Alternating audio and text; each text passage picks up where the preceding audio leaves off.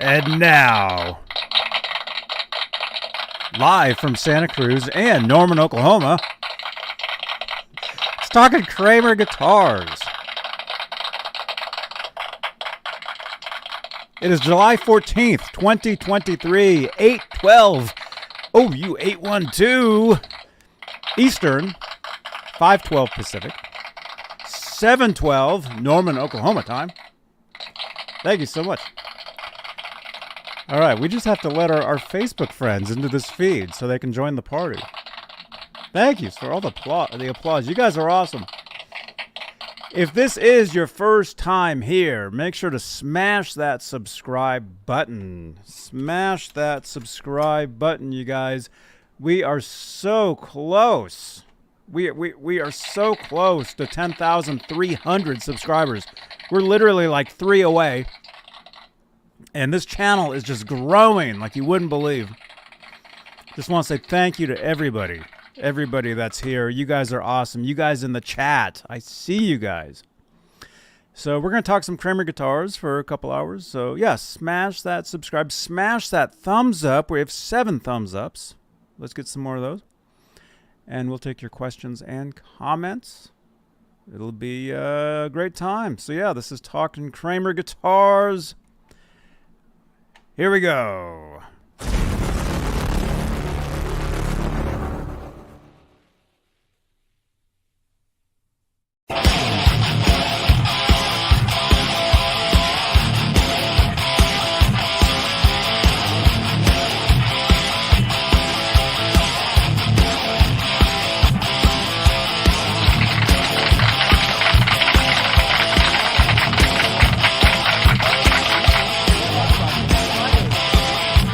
I know those guitars.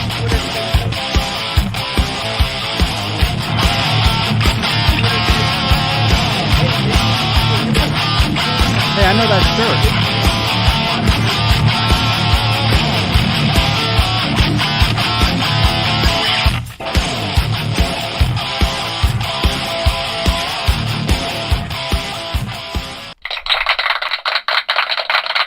Oh my God. It's Kramer time! Kramer time! Oh my gosh. What's up? Thank you. A lot of applause today. You guys are awesome. Thank you guys. Johnny Beane here. Robbie the Animal Stingle. This is Talking Kramer Guitars. 8 p.m. Eastern-ish, 5 p.m. Pacific, sort of. Fridays. I gotta keep saying that. Fridays, right here. Johnny Beane TV, YouTube, Twitter, and Facebook pages. Eventually, we'll be live on LinkedIn as well. Eventually, they'll let us in there, Robbie. LinkedIn. Then we'll be wearing suits and ties and actually, I wore a suit when I was a kid, so I'm ready. I'm ready for that.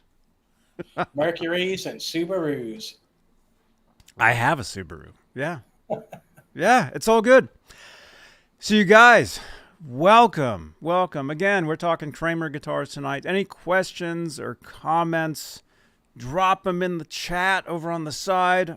Over there on desktop or laptop, down below on mobile, I think. I don't know. Wherever the chat window is, make sure to drop those comments for us, and we'll be answering those. We'll be looking at some listings on Reverb, eBay. It'll be awesome. So first of all, before we start, actually, we want to wish a very, very, very happy birthday to Mr. Gary Kramer himself. It is his birthday today. That's a photo of Mr. Kramer and I. That's actually at his Kramer showroom down in Paso Robles, California. This was 2016. And he had just signed my Kramer Ripley guitar. So very cool. So happy birthday, Gary Kramer. Mr. Kramer. Awesome. Oh, wait, I just got a call. Hello? Oh, that wasn't me. All right, you guys. If you'd like to help support this channel and support these shows, we have to do this in the beginning. Consider becoming a channel member here on Johnny Beane TV. It's a way you can help support the channel. Support these videos. You get your name in green in the chat while we are live, like Janice Lala, who saw that post, like Patty Dill, like, let's see, who else is a channel member? Like Brad. You guys are channel members. You guys, I see you guys in the chat here because your name is in green. What was that? So technical difficulties. Consider becoming a channel member. All you gotta do is click that join button somewhere on the screen, and the top tier, they get their names right at the top of every talk show, which is what this is supposed to be. The executive producers, and they are. I'll give you the first name. Actually, we have the newest channel member. Their name is Channel Has Been Deleted. That's their name. I will have their name on this card. I promise on the next stream, which is tomorrow night. So Channel Has Been Deleted as an executive producer. CC, Stephen Franklin, Michael Smith, Music Therapy Laz, Sherman Callahan, 40 Grit, John Moronic, Majestic PB and J Cat, Guitar Man 45, Janice Lala the intern. Thank you so much, Janice, for all your help. R. Habs, Warlag, Patty Dill, and Fairfield Guitar Co. That's Lewis. Those are the executive producers, the big bosses here on Johnny Beane TV, here on YouTube. And again, become a channel member. Click that join button. Get your name in green in the chat. Get exclusive content only for you. Exclusive emojis. It's awesomeness. It really is. But if you'd like to help support in other ways, you can actually do so with what are called super thanks. So if you're watching this on replay, consider dropping a super thanks onto the channel, onto any one of the... We're actually getting closer and closer, Robbie, to 4,000 videos on the channel here. Wow. I know that sounds insane, but it's true. And look at that. It says Johnny Beane subscribers. We're at 8.32. That needs to be updated because we're actually almost at 10,300. We're literally like just a couple away. Literally we are. We're actually at 10,198. Right. You're almost at 10,200. Well, yeah, we're almost at 10,200. We want to get to 10,300. That's what it is. Although if you don't say anything, they won't even know. All right, Chris King, man. Good to see you, buddy. Chris King is here. Richard Friend. Patty's in the chat. Patty in the chat. Sky. Ian. What's up, dudes? Lori's Mishmash. Hello. Hey, Lori. Robbie just woke up. All he does is talk about you.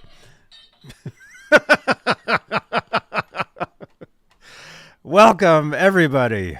We're also live on Facebook, Johnny Beane TV, Facebook profile and personal profile, where you can help support the channel with Facebook stars. It's awesome. And speaking of Facebook, we're also live in the exclusively Van Halen group at 62,000 members. I actually have like 300 people I have to approve for that group. I was just looking at the page today. We're also live in the EVH Gear Fans Live group, EVH Gear Fans Live page, and the Johnny Beane TV group. Also, we're live. We're live, Robbie. Sky, Dan. Again, Lori. Sky, hi. Dan. Lori. We got everybody here. We got Lori's Mishmash. We got Dan Gorman. We got Patty Dill. We got, let's see, Ian's Guitar Shack is here. We got Skyprop. We got, let's see, Weston Lawless Guitars and Gaming. First time viewer, welcome, Weston Lawless. Make sure you smash that subscribe button. Now, I hope you like this because we do these shows almost every day. We have a great time here. Thank you so much. We got Ronnie Parker. Look at that. We got MPN 5150. Let's see. We got Richard Friend. Richard Friend, great to see you. We got Tim Thomas. Let's see. Keep going. We got Chris King, 4,000. That's right. And sorry, my face is red. I'm blushing because I can't believe that we're almost up to 4,000 videos on the channel here on YouTube. It's true.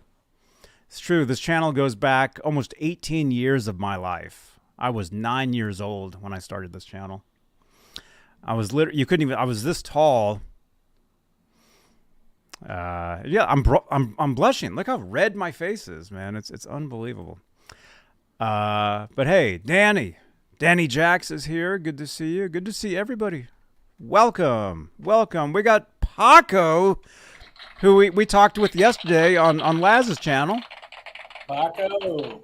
And Paco, I think your ears might have been burning because while we were in the green room, we were actually talking about you and how awesome you are. I mean, how great looking you are, and how amazing. Like, I've said this before, and I'm not even joking around. You are the closest to sounding like Eddie Van Halen of anybody I've ever heard. You actually have it down. You actually know what you're doing. Hey, Paco, look, man. I've seen Eddie play that at the factory a lot of times, man. 3 feet away from him, okay? Mm-hmm. And you have all the nuances, the expression, the timing, the space between the notes, all the little things that he did. And you've got that, Paco. You know, I agree with Johnny. The closest I've ever seen. Yeah. Ever heard? He was there. That's right, Brad.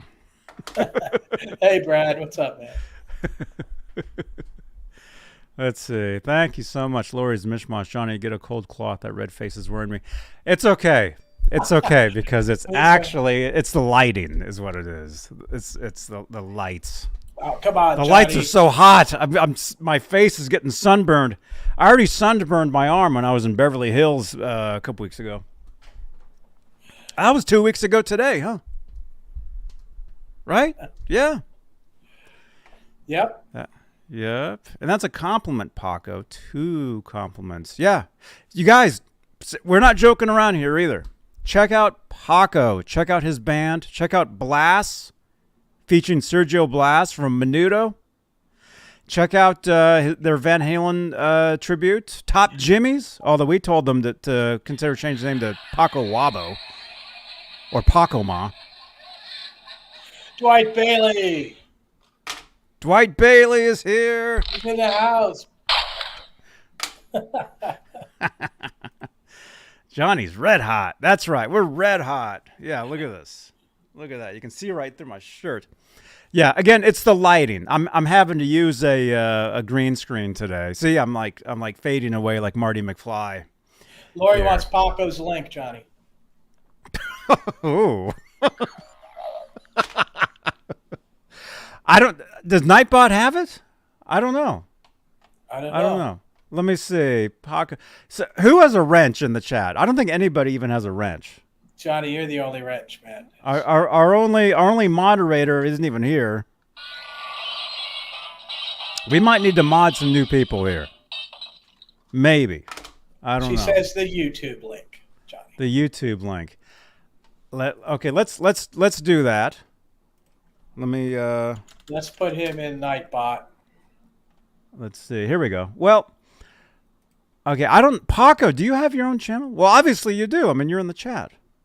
Here, I'll give you guys his band. This is Blas. Again, featuring Sergio Blas from Menudo. Actually, Nightbot should have their link. Because they were on the show. Exclamation point Blast. That actually should give you their link. Sky, that was Laz's show. There we go. Yeah, we were live on Laz's channel last night. Let's see. Paco.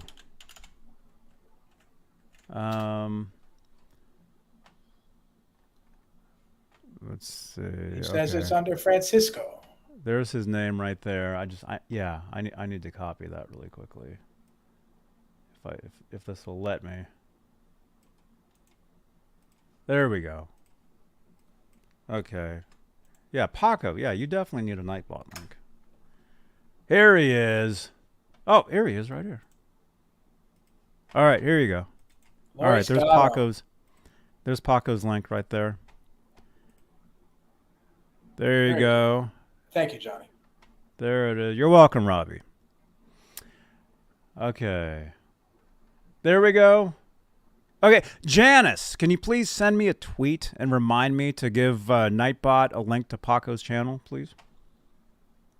Thank you. Thank you, thank you, thank you. Speaking of Twitter, speaking of tweeting, we are live on Twitter at Johnny Beane. Consider following me on Twitter. You can follow me everywhere. I am everywhere, including the newest and coolest places ever, Threads. Exclamation point link in the chat will give you all the links. Hey, Mr. Mick. Mr. Mick, what's up, my man? Good to see you, man. There we go. So, yeah, you can follow me here on YouTube, Twitter, Amazon Influencers, Mastodon, Threads, Facebook, Lemonade. I know most of these places you guys have never heard of, but I am there. Johnny's everywhere. I am. Johnny Beane. His name is Johnny Beane. That's right. Yeah, some guy told me he was sick to death of hearing my name all the time, and I'm like, well, that's my name. What do you want me to? Hey, he wanted to do? He wanted you refried, Johnny. He wanted you refried. Mm-hmm. Well, okay. So this is a podcast as well. I think I deleted. Oh no, I didn't. Spotify. You can listen to these shows on Spotify. You can listen to them on your podcast platform of choice. Really. So make sure you listen to these podcasts. They get uploaded literally as soon as we're done. As soon as we're done with the live show, the podcast is up. Let's see. Lori's got a good question. How do you keep up with it? And I mean, I would say it's just that you've been doing it for so long. You're just so immersed and used to doing it every day. And, you know, taking the time to go through every one every day, you know. This is all I do. I tell you guys, well, I don't publicly sit here and preach, but although somebody was telling me the other day that I should actually start a course on how to do this stuff. So maybe I will. Or maybe that'll get baked into the channel membership. On the channel, maybe as being a channel member here on Johnny Beane TV here on YouTube. Maybe a part of that is me, giving you guys some of my secrets, how I do all this stuff. That's actually not a bad idea. Yeah, I don't know, Johnny. You got baked, you got course, you got Beane. I'm starting to get hungry here. Well, you're 2 hours later, so it is almost dinner time over there. But you probably have a Jersey Mike sub ready to go. There is one in the fridge, yes. I knew it. That's okay, though. Let's see. Got the iced tea right here. There you go. Look at that. I'm drinking the LaCroix today. Oh, look at that. You can see right through it. Oh, my gosh. What's going on here? Well, it doesn't necessarily mean you have a green screen, which is causing your redness pinkish in your face, though. Mm-hmm. Well, that's why it's happening. That is why it's happening. That is what. And if you guys are wondering what this is behind me, this is actually the Gibson Garage. I was there in Nashville. Late last year. I think exclamation point GG will give a Gibson Garage. Check it if you want to see my tour of this place.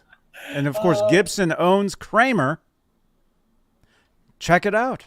Video is right there. Check it out.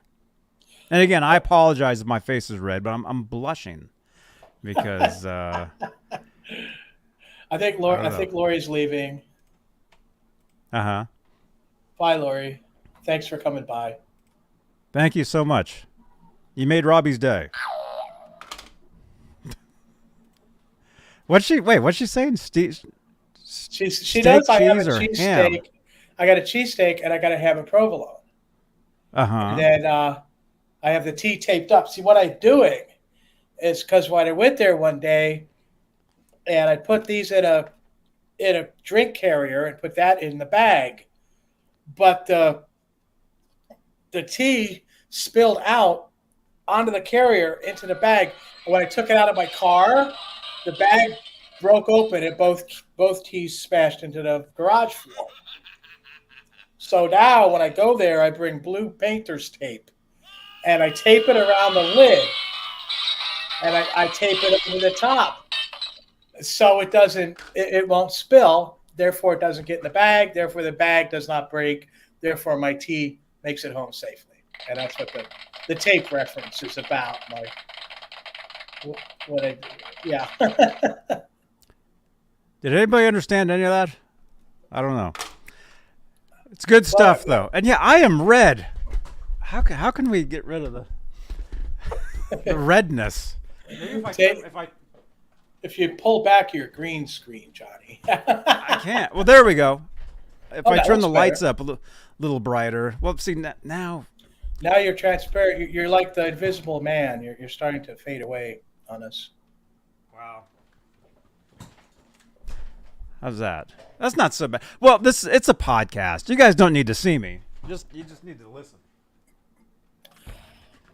I made some videos, Ronnie, of me working on guitars, but I just didn't get many views on them. Perhaps someday I'll try it again. Although I did bring a guitar body I've been working on to show you guys the progress on it. Mm-hmm. Cool. But then again, I've been getting more views on whatever videos I'm doing anyway, so it might be successful. Mm-hmm. Well, isn't that what you want? I mean, that's what you do. You work on guitars. It makes sense. How come you're not making more videos working on guitars? I just wouldn't get the views out of them. I'd get but it's 50, 75 views. So you'd rather get views on something that you just do once in a while, or you'd rather actually really do what you like to do and work that up? I like writing the music and putting the songs out there. I like doing the electric stuff. And of course now with Danny, with Hangry, that's really good. And that's getting a lot of views too, So, I do that. And there's another aspect. There's another aspect to this too. When you work on a guitar like I do, and everything's by hand, meticulous, and a lot of times it's kind of like you're walking on thin ice, with hot shoes. I mean, you could mess it up like that, and you're talking $1,000 neck, and the drill bit goes one way, and then you're looking at a repair, and when it's on the camera, it distracts you of what you're doing. So it's harder to do. As somebody work on a guitar on camera like that, it's not as easy as they may seem it looks. Mm-hmm. It's something to think about. Lori's Mishmash. Johnny Beane, how did you ever manage 10,000 subs if you can't even work the green screen? Ha ha ha, kidding. Actually, the truth is, the green screen is only I'm only not even a year into using a green screen on the channel here. But the actual truth about the green screen is if you guys have been here the past, I've been doing these live shows about 8 years, I think. If you've been here the past 8 years, you guys know I've been fighting this window over here forever. And I have a blackout curtain that I use. I normally shut the curtain on this window. It's curtains for that window over there. But Ned the cat is actually napping in the window. Yeah. So I left the curtains open for him. He's enjoying the sun and everything.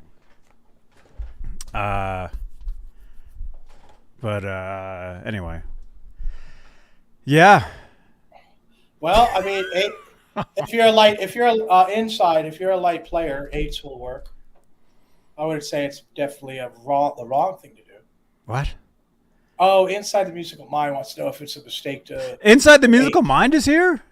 Hey, He's- where are you? He's asking if 8s are a There you are. mistake. And it depends. If you're a light player, if you got a light touch, 8s won't really be a problem for you. You know. But is that like a newer striker? Is that a Gibson Kramer striker? I don't know.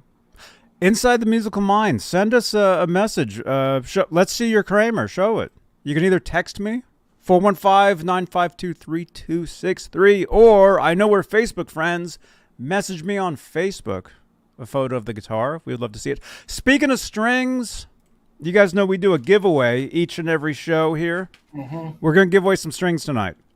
So, D'Addario's 9s or 10s. Whichever ones you want, if you're the winner of the giveaway tonight, and we will spin towards the end of the show, which we're already about almost half an hour into here now.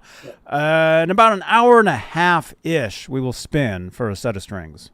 D'Addario's XLs, 9s or 10s. Mr. Musical Mind, you having the newer striker from Gibson is probably better than Chris King's guitar now. I've been communicating with Chris. Oh. But he has the 86 striker, and I know if but he loves it. That's good. But it is an import made of plywood. So if you take the cover off and you see it's made of plywood, don't be too surprised. Doesn't necessarily mean it's not going to sound or play good, though. But those imports, the Strikers and the Aerostars were all plywood guitars, the bodies. Mm-hmm. You know, I had both. No offense intended. Yeah, right. This is one of the only times that I'd say that a Gibson Kramer is good. So, hey. Gibson Kramers are good, man. Oh, you texted the photo. Okay, thank you, man. Let's check it out. Let's check this out. I had an 80s Kramer Striker back in the day. I had the Kramer, the Aerostar, which was like a Strat. I had both of them. Numbers on the screen there. Oh yeah, Henrietta. the number is on the screen. You texted? Let me see. I'm not seeing it. Maybe you sent it. Did you send it through Facebook? Ariella. I can't pronounce it. I'm sorry. Try sending again. I don't see it. Whoa, OG Brand. Hey, what's up? He's coming over here from Dan Anderson's, man. Mm-hmm. Everybody say hi to. What's up, OG Brand? Robbie's a silly rabbit. Everybody's a silly rabbit to OG, man. I always just give him a bunch of rabbit emojis when I see him over at Dan's. Mm-hmm. OG, great to see you, man. Don't forget to subscribe to the channel. We're very, very close to 10,200. Let me see. And the next goal is 10,300. That's what that card means. So we're actually we're not 2 away from that. We're 2 away from 10,200. But then obviously I'd have to make a new card and upload it and all that. All right. Inside the Musical Mind. I just got your text via Facebook. Let's check it out. Okay, Robbie, check this out. This is his Kramer. And I should probably stand up, huh? Yeah, it's easier to stand and do these shows and sit. There we go. Yeah, look at that. My lighting's better. Everything's much better. Okay, Inside the Musical Mind.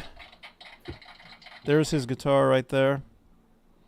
So yeah, it's nice. It's one of the newer Kramers. There you go. Very cool, man. 2 single coils, humbucker. Got it. Hey, wait, look at this. Now we're getting more stuff. Mr. Mick. Oh, dude, no way. Check this out, man. Look what Mr. Mick just got. Right on, dude. Look at that. He just got the SDE 3000. The Boss Delay.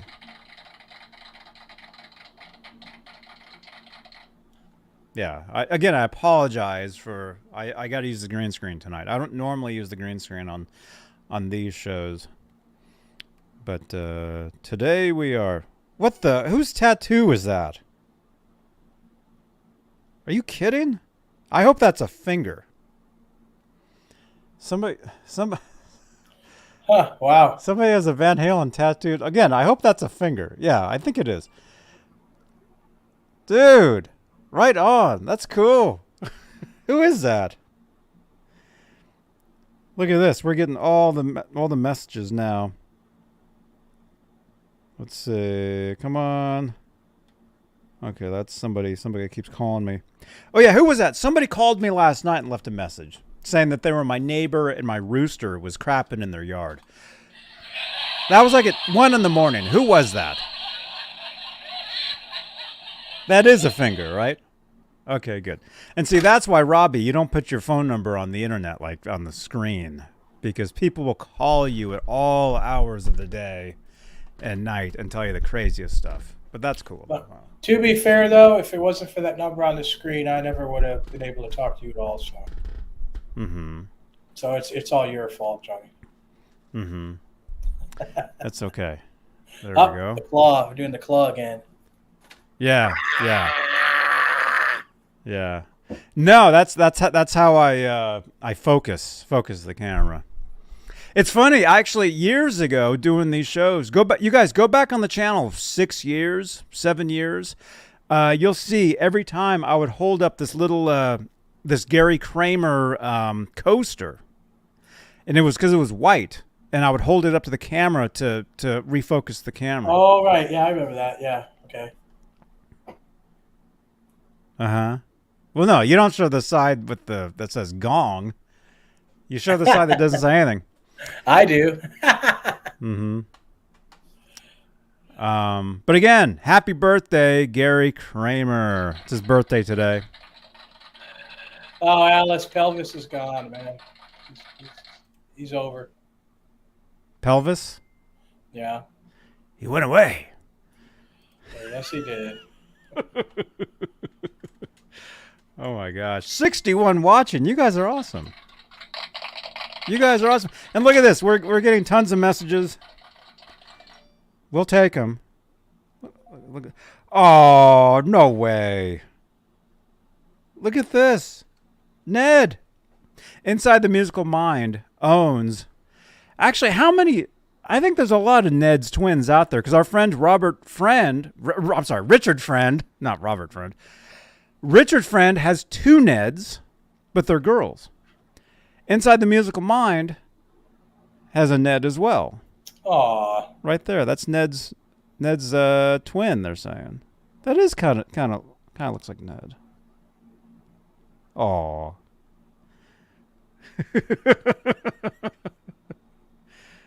Awesome. Thank you.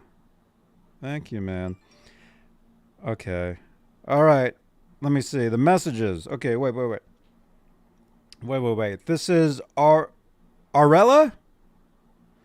Oh, cool. Arella just sent this. Am I pronouncing your name right? This is Arella's guitar. Look at that.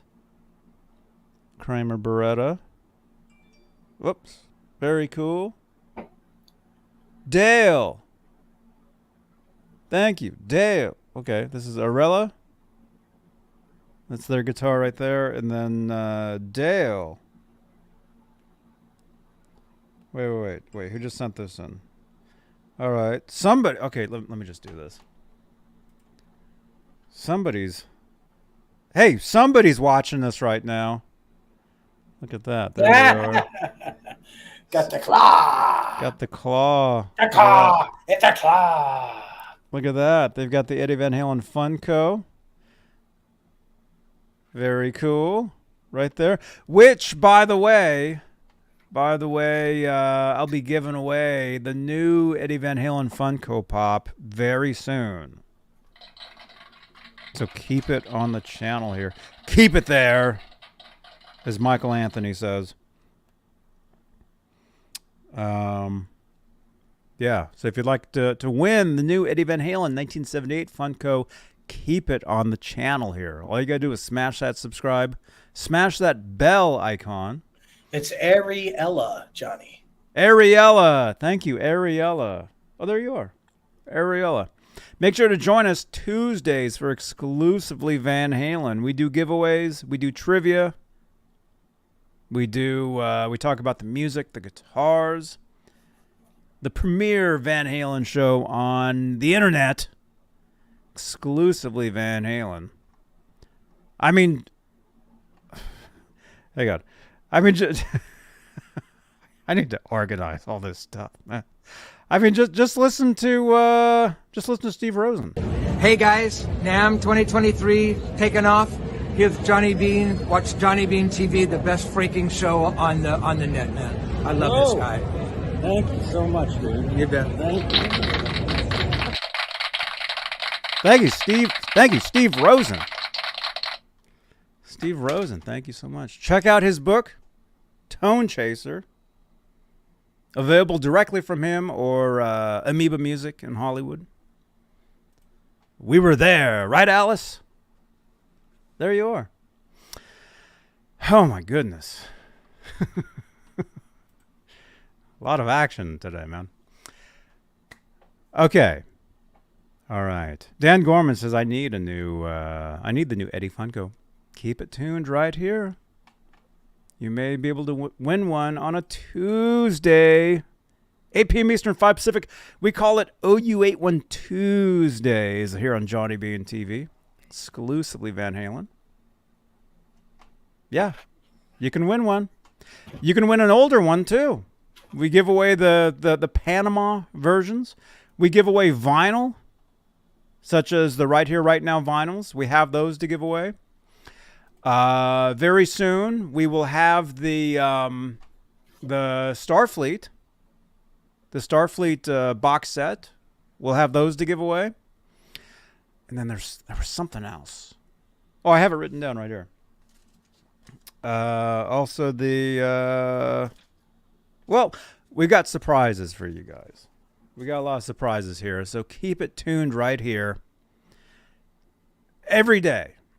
We do shows almost every day, but the scheduled shows, Tuesdays, Fridays, Saturdays, Sundays. The 4 days a week we're scheduled. The other days we're here probably, like earlier. And then a lot of times Thursdays I'm live with our friend Music Therapy Laz, such as last night when we had our friend Paco on. What's up, Brian? There's Paco's link in the chat right there. Okay. All right. Brian Davies, what's up, man? Had a great week? Right on, dude.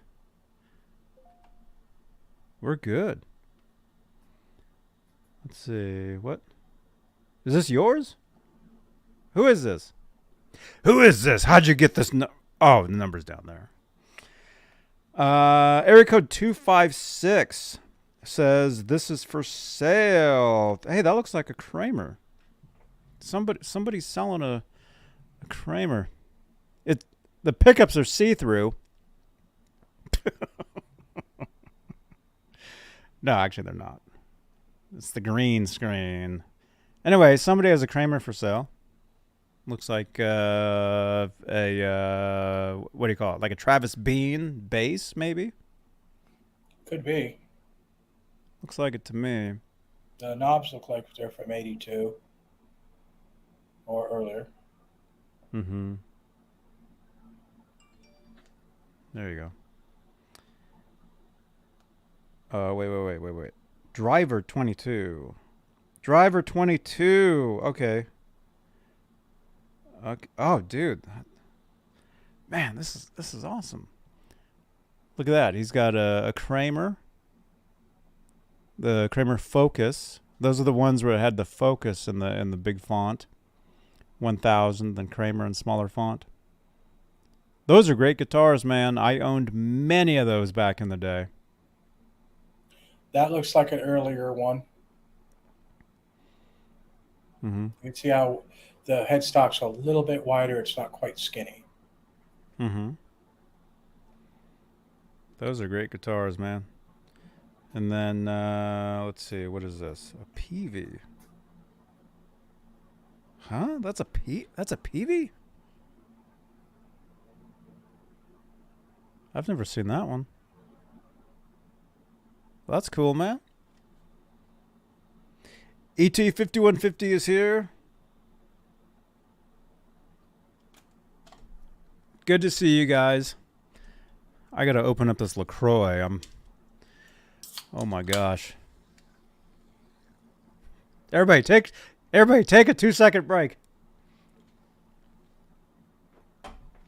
Brian Davies, I see you in the chat, man. Brian Davies is saying, hey, hope Johnny tried that pizza. Well, I didn't. Andrew, if you ever had talked to Wayne Charvel or had it ever encountered Grover Jackson, I mean, if you actually do these people or saw some of the stuff that they actually made, I mean, now granted, you probably weren't around back then, but, you know, the quality standards at Kramer between 1982 and 1985 far exceeded anything that Grover Jackson was doing at the time.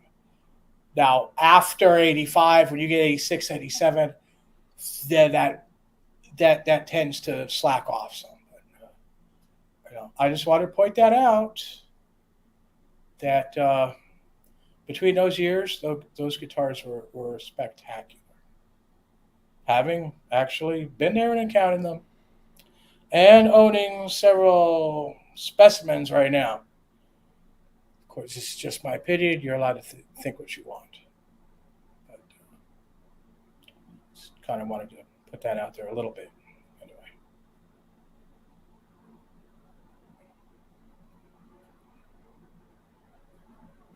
Huh? Yeah. Brian Davies, no, I have not tried the pizza yet. Not yet. I'll be up there Monday. I'll be up in Walnut Creek. Maybe I'll try it. Remind me. Send me tweets, you guys. Here, you guys, if you guys are on Twitter, you can tweet me at Johnny Beane. You can remind me of stuff because I get a lot of messages. Let's see. Does Nightbot have the link to my Twitter? I don't know. No, they don't. Okay. Thanks, Chris. Well, I mean, that's fine, Andrew. You know, there's people that don't like them. I don't know if your opinion would have been any different if you had been at the factory and, stood next to Edward, talked to him, or saw what he was doing with guitars. Like you did. Right, exactly. To pick up what he wanted to do with guitars, and that's what I latched onto. That's what I build now. This is why I do what I do with guitars. So it's a lot different than getting a Music Yo or getting something from 1990 or something like that. It's a totally different animal. After 86, it just really wasn't quite there, but I can understand. There's a lot of people that are just gung-ho Jackson all the way, and that's fine. Personally, I've seen guitars from Jackson Custom Shop that were extremely expensive that were absolutely hideous as far as the way they were built, the specifications, the action, and whatnot. The materials used to make them. That was one of Grover's biggest things was to save money, and he was even worse than the head of Kramer when it came to stuff like that. So yeah, that's cool though.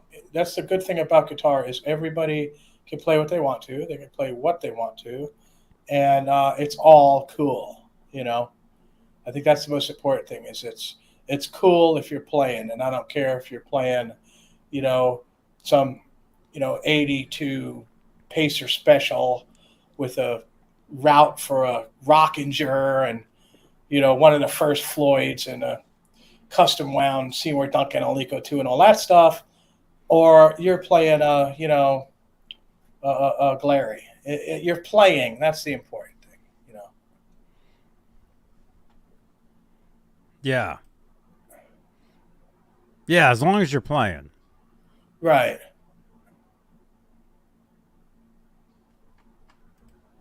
Chris King, it's all your own opinion how the guitar is for you, just like listening to music.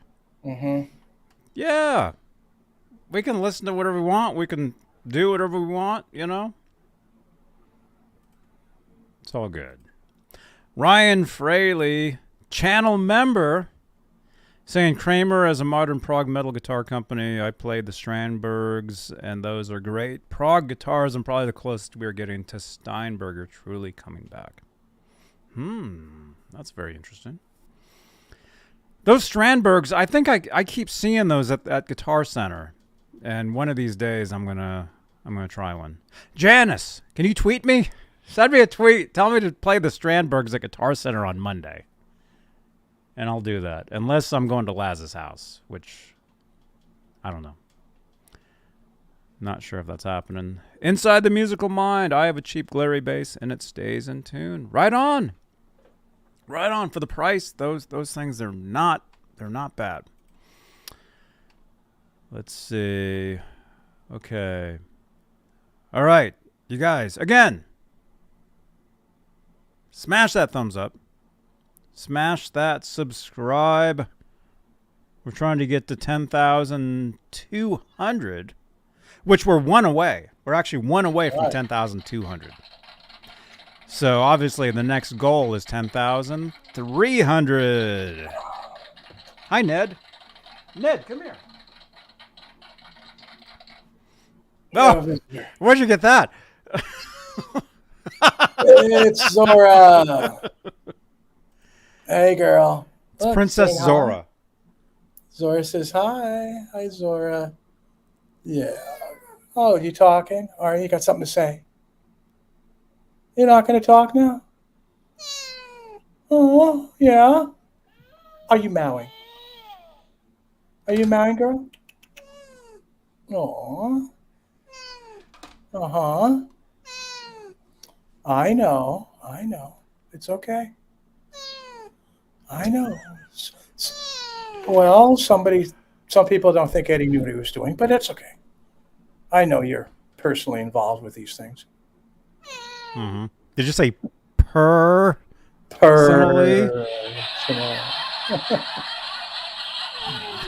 Oh, you being good girl. You saying hello? Okay. Oh my gosh. Okay. Zora! Thank you for visiting, Zora. Thank you. Ned was just here. Ned, come here. Where'd you go? I don't know. He was here. Okay, you guys. Actually, Ariella, she is a Norwegian forest cat. Mm-hmm. Yes. Cool. Right on. Yeah, we love cats. Ned has a rat.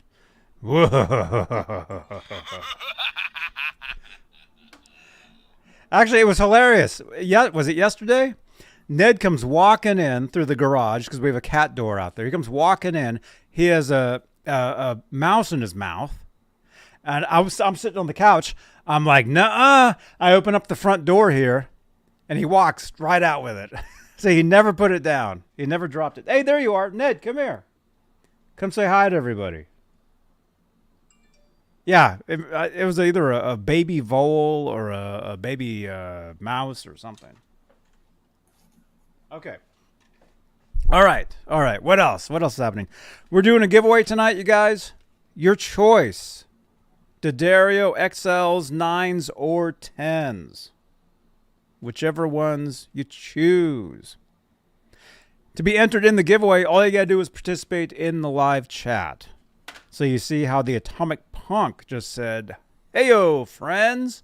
The Atomic Punk is now, I was going to say enabled, is now entered into the giveaway for the guitar strings. The Atomic Punk. And so is Brad, channel member. To Ned, it was lunch. Yeah. I think it was actually breakfast that day because it was kind of early. All right, so we're giving away some strings. Let's see. If you guys want to keep texting photos in, 415-952-3263 is the number. You can text us, or if we are friends on Facebook, you can message me on Facebook also. Okay. All right, smash that thumbs up. All right, let's see. You want to check out the listings? You want it to be Kramer time. Kramer time, that's right. Hit the join button. That's right, Janice. We got a couple nice ones in there tonight. Oh, cool. Let's see. Why is that not even showing? Is it open? Wait, how do I normally do this? Oh, I open up the window first. Okay. Okay, all right. And then how's my laptop doing? It's at 50% battery. I might have to plug it in. Okay, you sent me the photo of the mini Van Halen. Yeah, So that was the other night. It's after that. Listings time. That's right, Brooks. All right, check this out. From Reverb, I think this is. Kramer Beretta 1985, original USA Nitro White. Now, this actually is a good guitar, and it's Alpine White. It's not Nitro White. Well, bleh. But For the high price of $5,848.12. the price is up there, but the guitar's legit.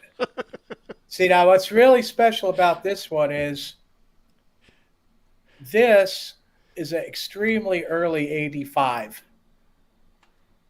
I was in the assembly room when this one was probably assembled. This has the routered recessed for the cavity cover on the back. Routered? Right. We didn't do that for long at all. Okay. This is what's on my this is what's on my Beretta, the one that I have from 85. The serial number on this is very low. My guess probably came out around maybe second week of January of 85 for that serial number. Wait. The serial number for this one? Yes. Oh, because you saw it already. Yeah, I checked it out before I sent it. Wait, I don't even see a serial number. There's photos, Johnny. There's photos. Okay, so there's the guitar. Serial number low, price is high. There's the Floyd. Yeah, what do you think of that? What do you think of that Floyd? That's an 85 Floyd. That's the shiny one. Well, you could get a Gibson Les Paul. You could get a Sir or something like that. It depends what you're after. Now, these particular parts, this particular car, the guitar that's put together, is a really good guitar. It might be priced a little bit high, but a little bit. Yeah, I'd say it's probably. Oh, do you see where the guitar is? No. Where is the it? guitar? Japan? The guitar is currently in Athens, Greece. Okay. That's like kind of far away, isn't it? Well, I guess so. But you can't get in your car and drive there. My point is, this is legitimate. Everything about this guitar is legitimate, except for the case. It's not the original case. But this has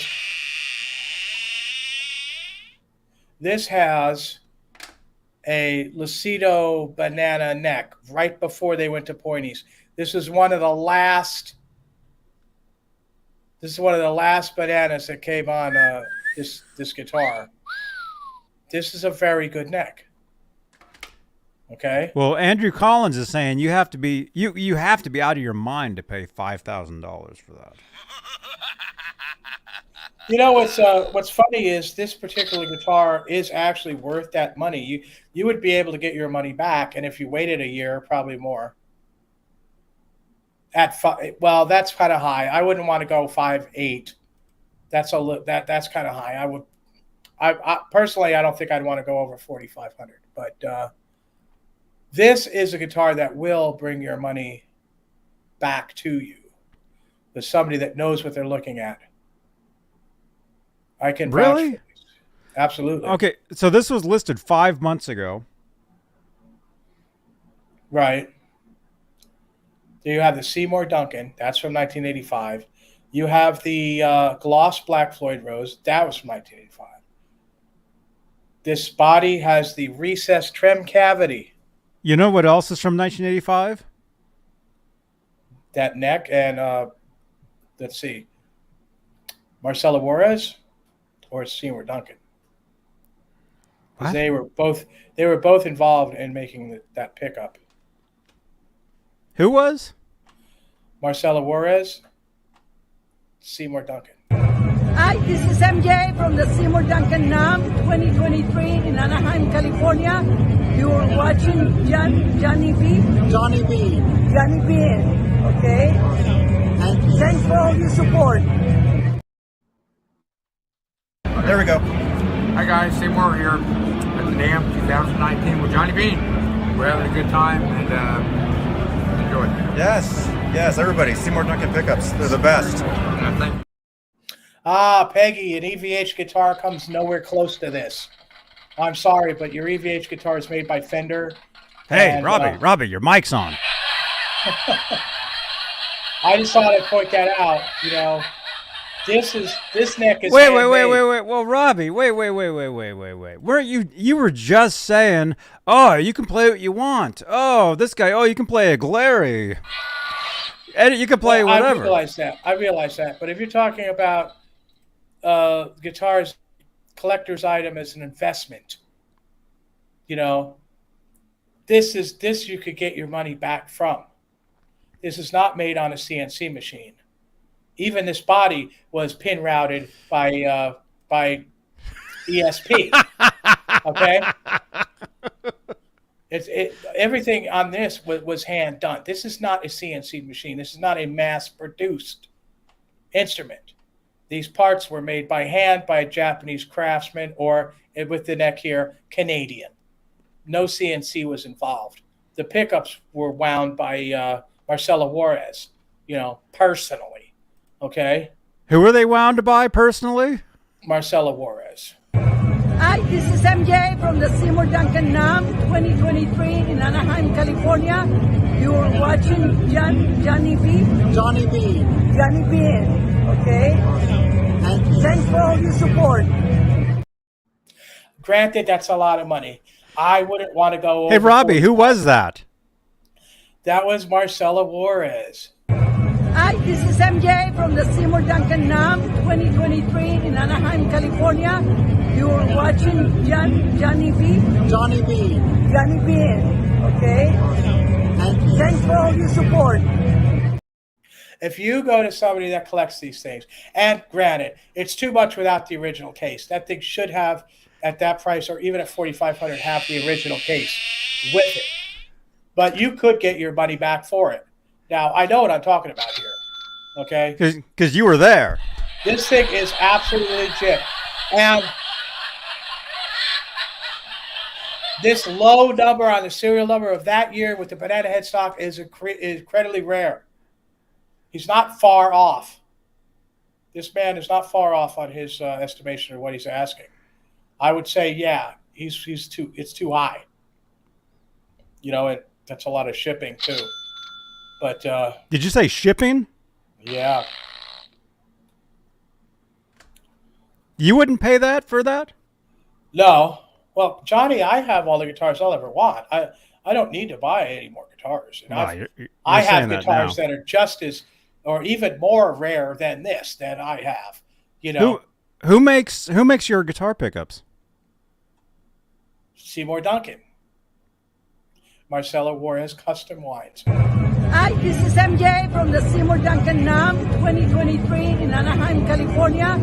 You're watching Johnny B. Johnny Beane. Johnny Beane, okay? Thanks for all your support.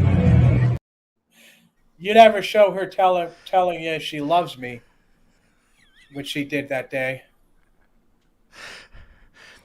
Funny, Brooks. That's funny. That's good. I like that. Hi, this is MJ from the Seymour Duncan NAM 2023 in Anaheim, California. You're watching Johnny B. Johnny Beane. Johnny Beane, okay? Thanks for all your support. Cool. And that's Laz behind us. Hi, this is MJ from the Seymour.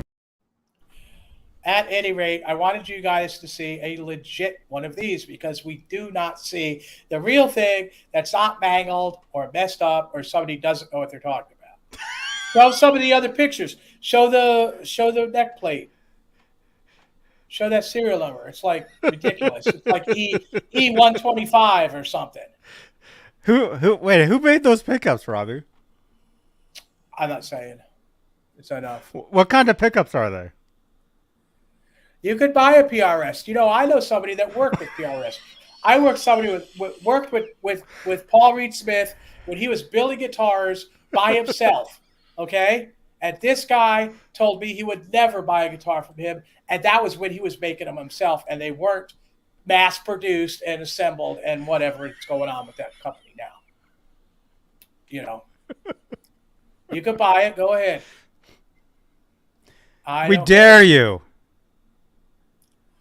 There we go. Look at that. Zoom in on that number, Johnny. You see that? 463.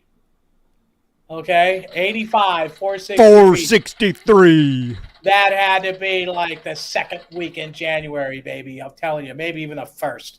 Of 1985. Damn Snoopy. Great Scott. Beautiful. So does that high price of $5,000 justify that serial number to you? It can in the right collectible circles. Personally, I don't put as much worth in that as obviously this man is. But yeah, it's a low serial. That guitar with the also, like I told you before, it has the recessed. Is that two hot dogs? Right there. Do you see that? It has the recessed fret cavity. A D plate would be in 1984. A D plate would be in 1984. Now, yeah. The E plates made their way into 1986, and some of them. But wait, that E plate, that's is that a USA plate? Yeah, that was made at factory. That I because the later import plates look just like that. No, but they say S or AE, and they have a bigger number. That is a single letter prefix that came out of the factory. If your 80s Kramer has an S on it, it's a striker. It's made out of plywood. That's a total import out of Korea.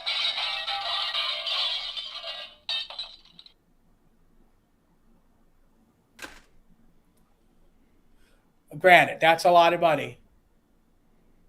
That is. Personally, I would not feel right selling that without the original case at that price. Yeah, here you go. Now you can see how it's the Trem cover is recessed. Only for a couple months. The body I have has one of these. What kind of floor is that?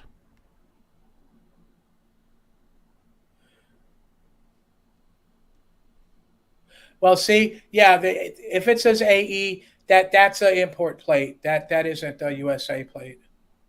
A serial number was in like 1981.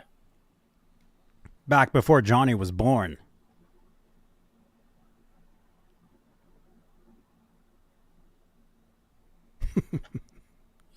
Let's see. You guys know nothing. Who sells? What is that? More guitars. PRS. You guys or know Kramer? nothing who sells more guitars, PRS or Kramer. Not even close. Yeah, but PRS is mass producing them. These guitars are made out of a very limited number, and none of them were made out of CNCs. None of them were ran through machines to be cut. It's a total different animal. And we're talking about a collectible thing. This is a highly collectible guitar that wasn't made many of. That's why it has a higher value. It's apples and oranges here. And banana headstocks. Well, yeah. They're totally different things. That's like comparing one of these Kramers that came out of the factory to any Fender guitar ever made. There's millions of these Fender guitars. There's The Fender thousands. guitars? There's thousands of these Kramers. It's a totally different thing. There's just Wait, how many Fenders are they? millions. Millions of what? Fender guitars. Oh, I thought you said Fenders. I'd never heard of Fender guitars. It's a collectible thing.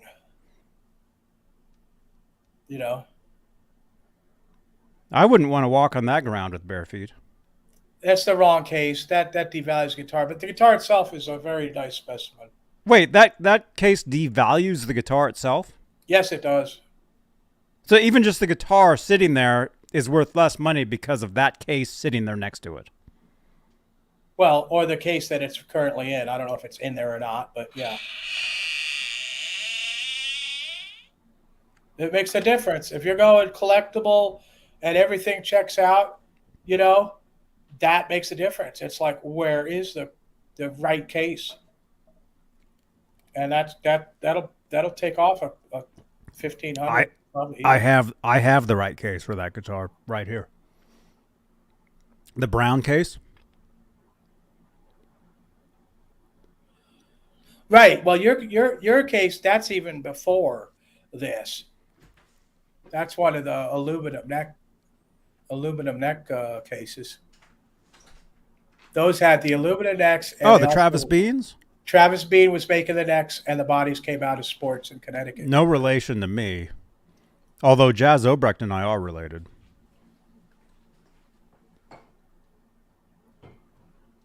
And also Ned is related to me too. Ned, come here. That's right, Alice. Banana headstocks. Right, and that sets it apart because this is like right before they went to pointy. So through 85, they had the Lucidos. And right in 86, they went to the pointies. So, that makes it more collectible. S. McMillan has a good question here. Robbie, you should probably like, if you're going to answer the questions, you should probably read the question before you answer it, because remember, this is a podcast. And you just sound like you're rambling. The question S. is, McMillan has a nice question here. Are all classic guitars rosewood fretboards? No. As a matter of fact, some of the more collectible Kramers have the maple fretboards because it was part of the deal that Edward did not want maple fretboards going out the door, so that makes them even more rare. So the maple headstock is more rare. Yeah. Okay. All right. So you're saying that's a high price, but not really? But if it had that case, devalues the guitar, but then if it had the better case, it'd be worth it. Well, it's still probably, he's still high on this. From a collector's standpoint, you're probably treading water for a year or two, even if you get it for, $5,000. Now, when you get a guitar like this, though, you might not want to sell it anyway. But when you're talking this much money, you might want to just put that money into trying to find a legitimate Grail guitar. And I'm telling you, legitimate Grail guitars are hard to come by, especially nowadays. They're people know how to fake them. You really got to know what you're doing. I mean, theoretically, it would be worth taking the 6,000 and putting it into another, maybe 8,000 and getting an actual Grail for like 15. That would be a better investment because as soon as you buy that Grail for 15, it's probably worth 20. So, if you look at it that way, I always kind of look ahead with this stuff. Well, Chris King has an interesting Okay, that's good. What's the serial? comment Yeah, I'm sorry. or question here. Say what it is, Johnny, so the people listening can hear. Our podcasting audience, we want you to know that Chris King is asking, he's not asking this. He's actually, he has a statement. He's saying, I'm starting to think my 86 Kramer Striker isn't a Kramer, or isn't a Striker, because it's not plywood. Well, that's two words. Plywood, Robbie. Actually, there's no period in this, so it's not plywood, Robbie. Well, what's this? First of all, what's the serial number on it? And if the body is not plywood, somebody might have put like a striker neck on there. In which case, I would want to find a ESP neck to go on there because the striker necks were made in Korea and they just weren't as good. So it would play a lot better if you found the actual neck that went on it. Check the serial number and tell us what it is.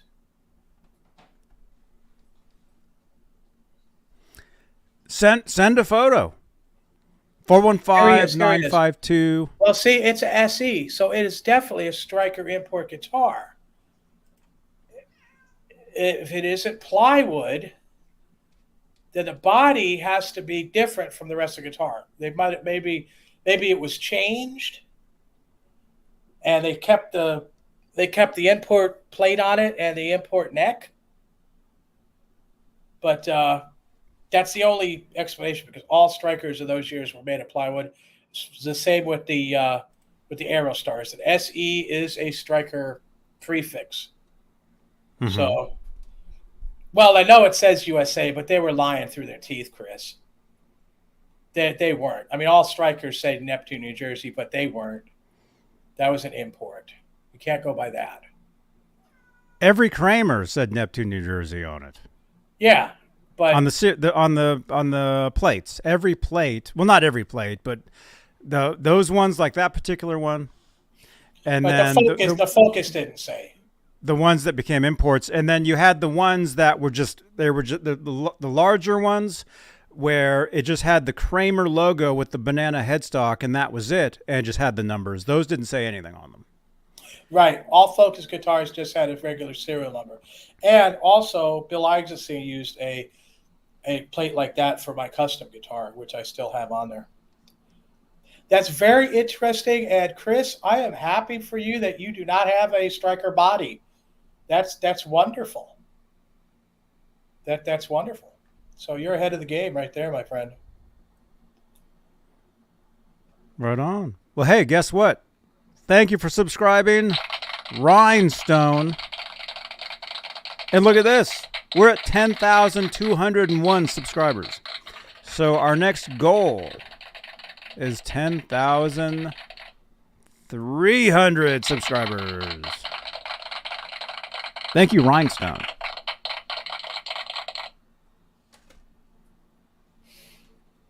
That's cool. Yeah, E.T.'s pretty good. I've talked to him before. He's pretty knowledgeable. Mm-hmm. Did he phone you from the spaceship? But I'll tell you, yeah, you're talking about a company that was just Robbie.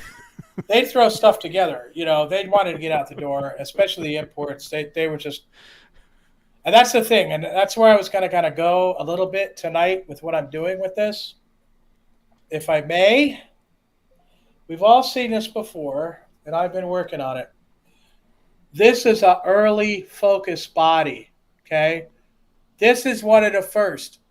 This is from late 83, okay? This is before basically Focus was even a line. What they did here is this is a two-piece glued body, right? It's glued down the middle, two pieces. But they put a top and a bottom on it so you don't see the glue line. Okay? This is what ESP was doing at the time. They wanted to impress Kramer with all their stuff because they wanted to be the one to make the Kramer bodies. And the head of Kramer actually told ESP to stop making such high quality products because it was actually better than it was coming out of the factory. They were making Focus guitars with grail necks on them.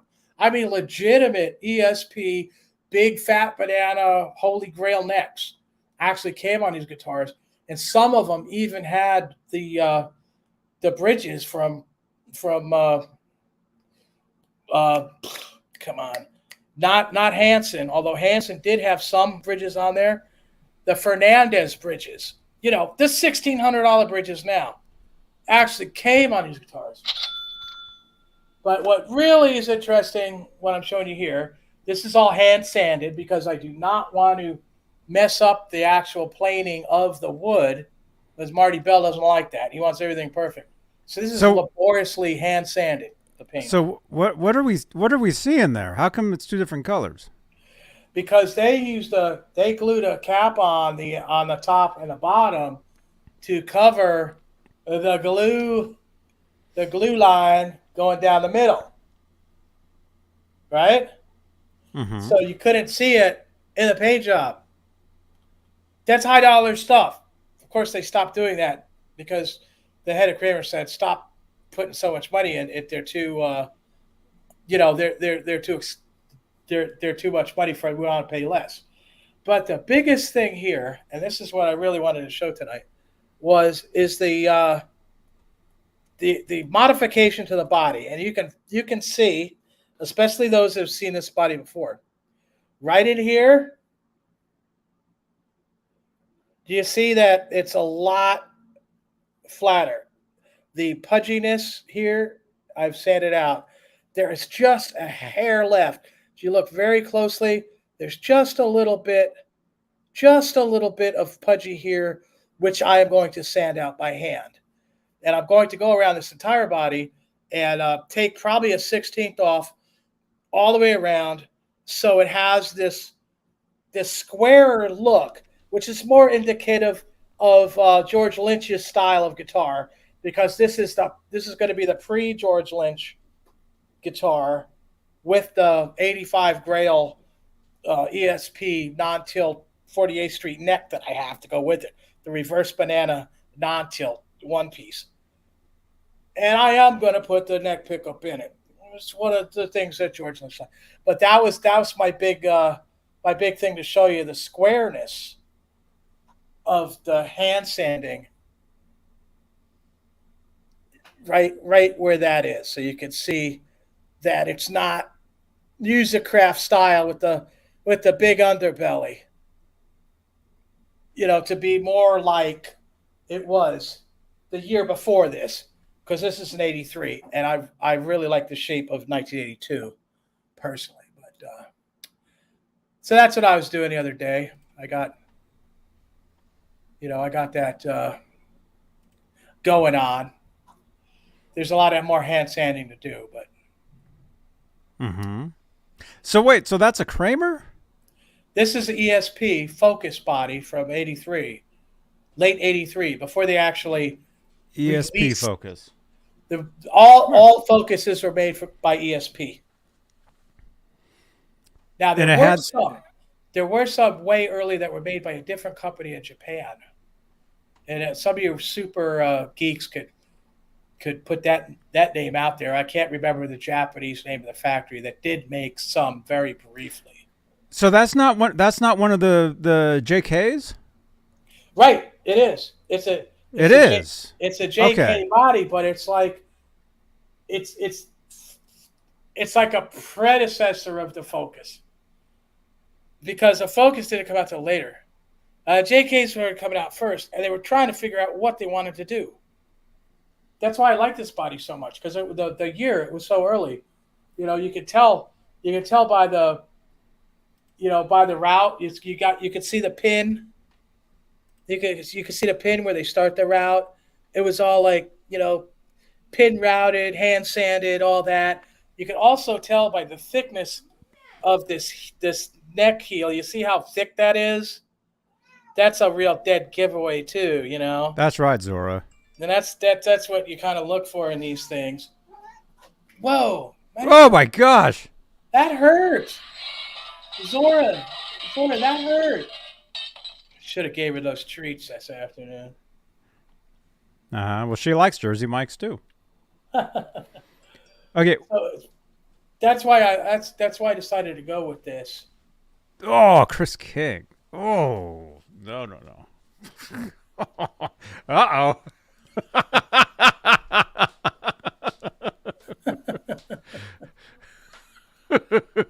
Look out. You thought I was turning red earlier. You're about to see Robbie turn green.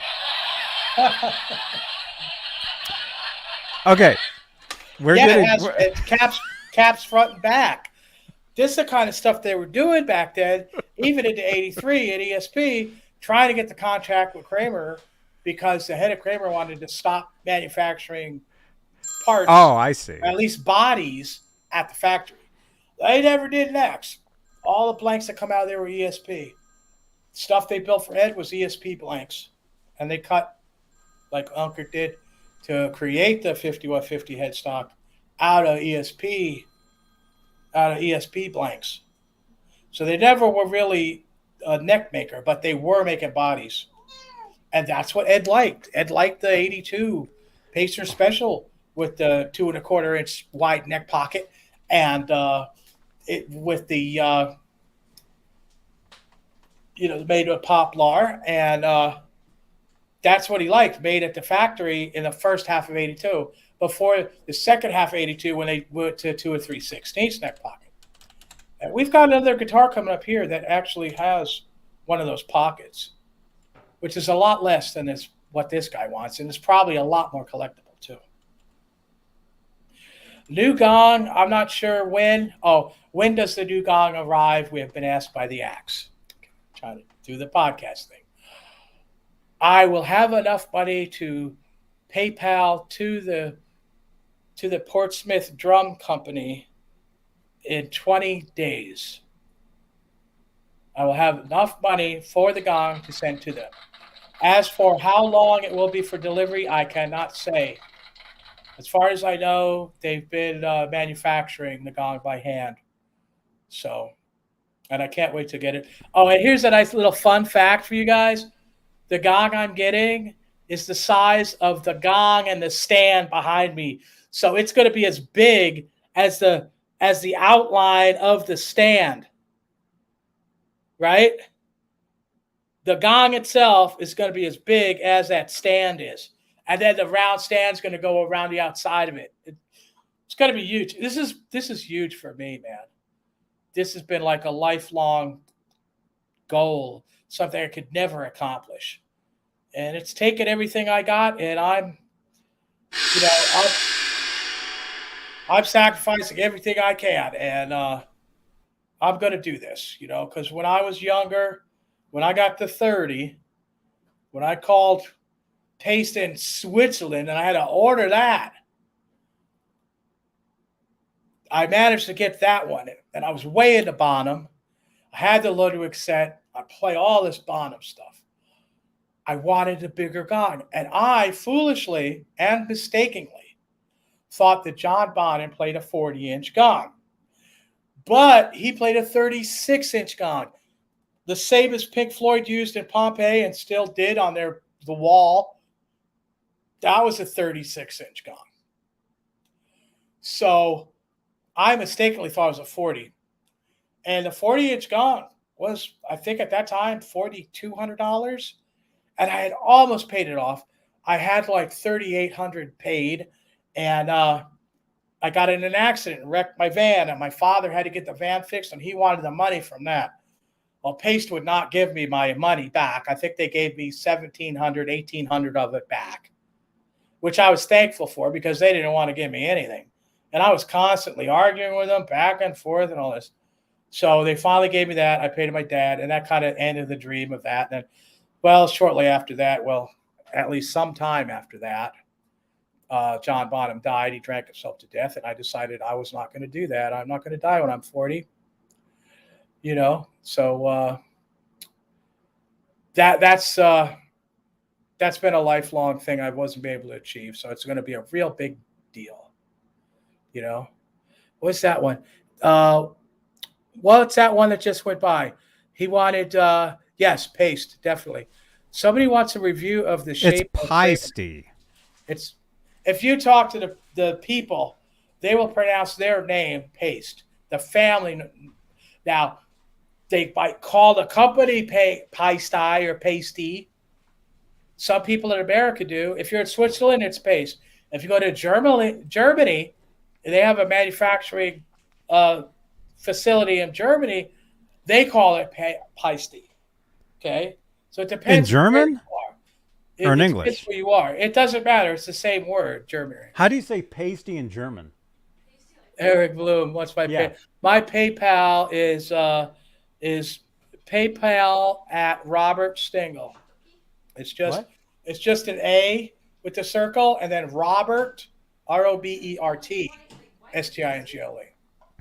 Pasty. Like pasty the drums? Yes. No, I was a guitarist first. Believe it or not, Mr. Mick. Oh, okay. I was a guitarist first. I was playing the national anthem with my teeth before I played the drums, but there was no drummers. There was no drummers, so I would play the drums. There was a question before that zoomed by that I missed. Somebody wanted to go through the different shapes of Kramer headstocks. They said, let me see. I just saw it. They said, please review the neck shapes of Kramers, etc. Oh, as far as neck profiles and not headstock shapes. The neck shapes. Oh, then that's interesting. The neck shapes of Kramers, etc. Well, I mean, in '81 they were fatter. Okay, they were more of your just one size coming across the neck, which Ed was known for. But see, Ed was known for doing that, but having it the thinner going up the whole neck, not getting thinner toward the end, which is something that ESP did. Sort of got stuff on me. What the heck? So then they went to like the Grail neck in 1982, which is when they first started getting the prototypes from ESP for that neck. That had the thinner profile. That had the killer shape. That's the one that everybody wants. Some people claim that the neck profile was specifically made for Edward, and his necks were different than those. But the difference is so small, you wouldn't really be able to tell. You know? Yes, friends and family. That's right, friends and family, Skyprop. Thank you. And yeah, so there's a very, very small difference of that. Once you get into the Lucidos, they were also a thinner profile, but not quite as the same as the ESPs. They were just a hair thicker in the middle. They didn't contour off as much toward the edges. And it's important to note that the ESP Grail necks were all R5 necks. So they were naturally going to be thinner feeling because it stretched out longer because the fretboard was longer. So when you went to the R2 neck, it would definitely feel just a little bit kind of squenchier or just a slight beefier. And we're not talking Gibson beefy here at all. We're just talking a very slight amount, you know. So U-shape, C-shape, that's interesting. I would say D, like the Grail necks. I would say probably more of a D shape because they're flatter in the back. Now it isn't a wizard neck by any means, but it's more in that style. It's not the C shape like the chunky Fenders or like the U shape, which was trying to be better, but not quite as much. But very interesting. I've got a couple necks. I've got a few necks right here to show. Okay. Here's this is just happens to be a Kramer Ripley. Yeah. But it's the same neck pretty much that's on a Beretta, right? Isn't it pretty much Yes, very that's an very 85 similar, if not the 85 same? Lucido. Yeah, 85 Lucido. Yes, I have a couple of those, at least, maybe three. So here's mine. That's the Canadian Lucido. And you can see how it has a really, a very good profile. You see how it's not too thick? It's nice. Yeah, and I can't see the... Oh, I could just do that. We'll get to your question next, Scott, or S. Yeah, you can see now this one is really nice because it does not have a thick flute. It's 85 early, and it gets slightly thicker toward the heel, but not enough to hardly even notice. But it's very from slight. here, from there to there. Right. It's almost, I mean... It's almost the same, but just a little bit. It gets big. It does get bigger, but it's not like way... There's not like a huge difference. Right. It's almost like the same thing throughout. I mean, not really. It is much smaller here, but it does kind of keep the same shape. Yeah, exactly. And that was a great profile. 85 Lucido. That was an excellent profile. And you can see Birthday Boy has signed that guitar. Yep, Gary Kramer. Happy birthday, Gary Kramer. It's his birthday today. There we are. Back in 2016 when he signed the guitar for me down in Paso Robles, California at his Kramer showroom. I mean, like your Grail necks from 82 to 84 are better than that, but the difference is very minimal. Now I have both the Grail neck and the Lucido, and they're both excellent necks.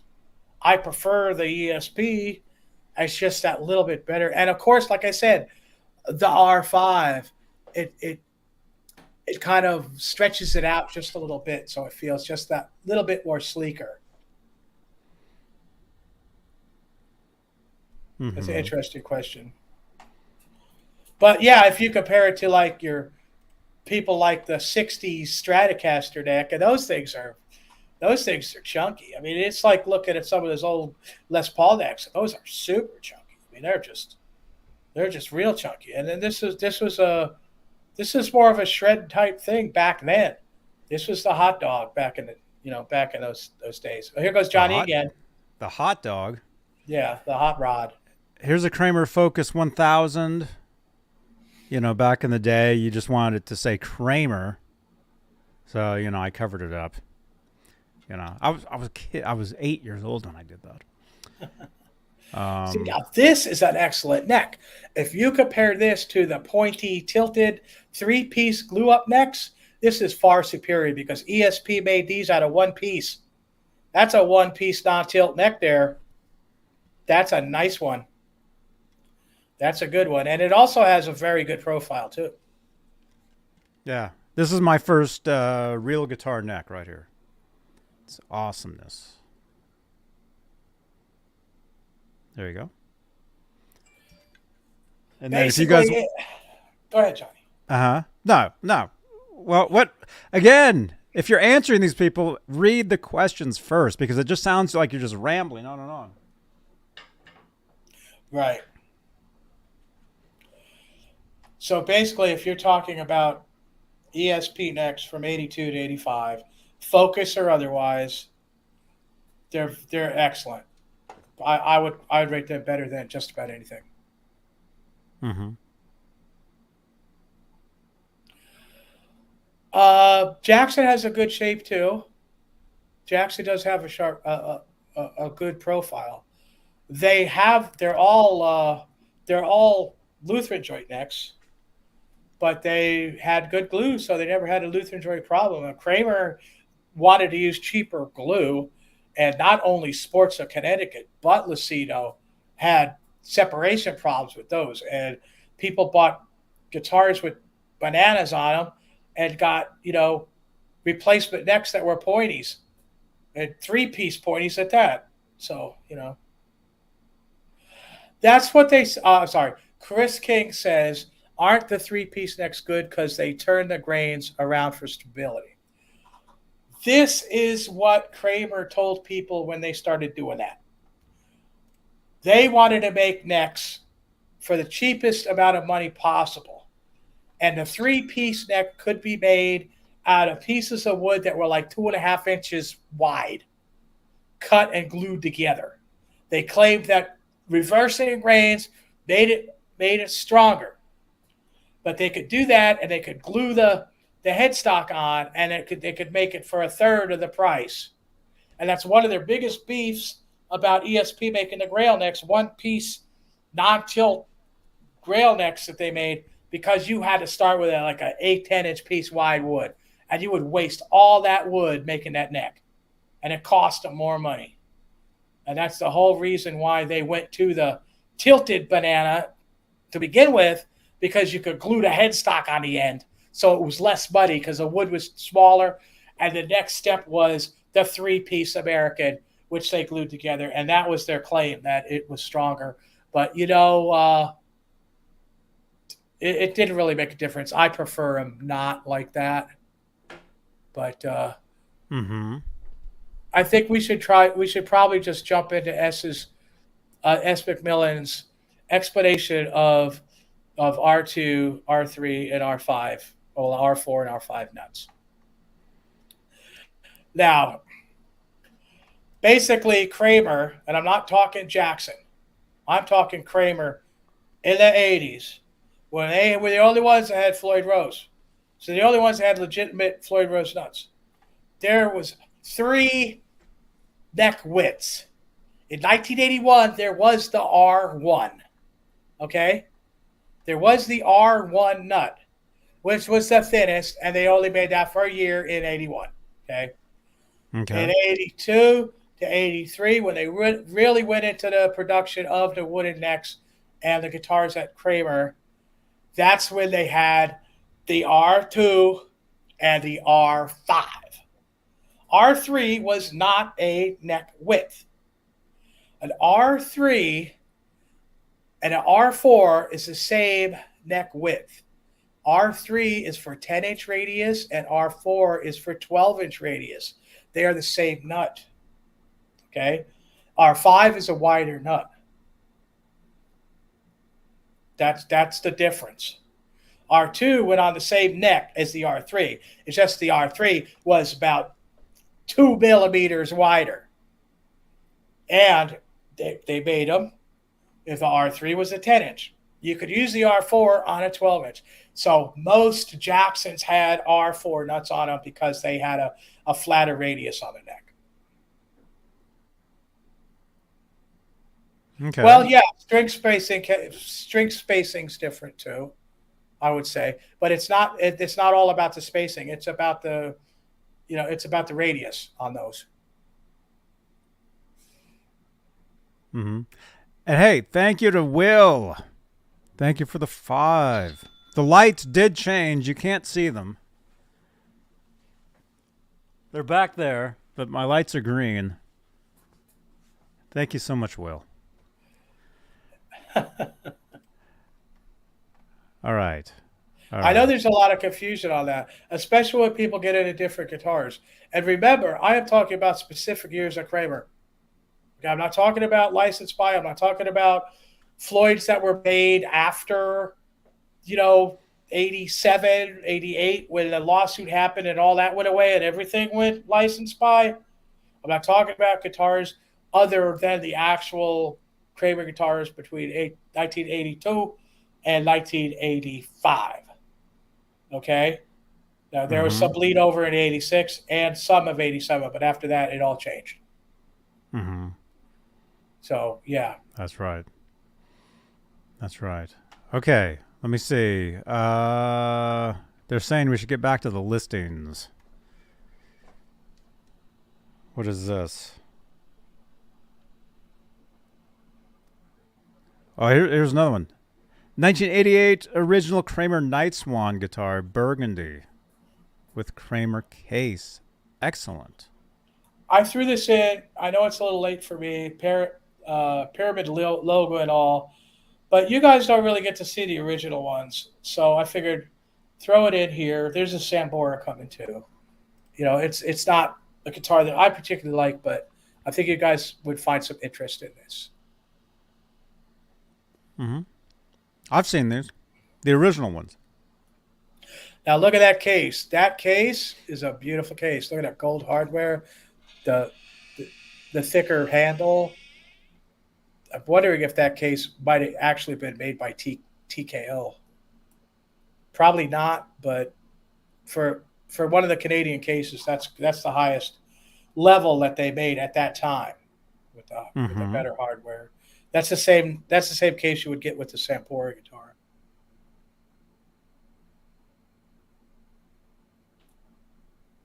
Oh, that's cool. So yeah, take a gander of this. I'm not going to rip it apart or nothing. The price is actually for that particular guitar. That's an excellent price because you're getting like the actual made at the factory. Guitar. So $3,000 you're saying is a deal. It's definitely a fair price. Now I'm not. It doesn't look like it's been modified. You can see the pickups are the same as when it came from the factory. Are they? Yes. They look. Yes, they look like they're. That's the way he wanted them. That was was that Adrian Vanderbilt? We had this problem before with the names. Adrian Vanderbilt. Or is it? It's something like that. God, I forgot the guy's name. Adrian something. No, I think it's Adrian Vanderbilt. Did I get that right? I think so.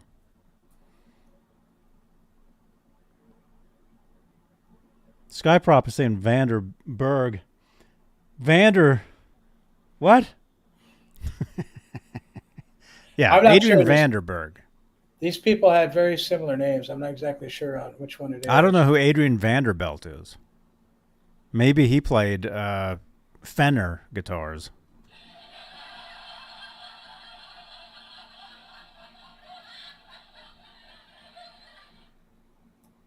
So this guy says this is stock, though?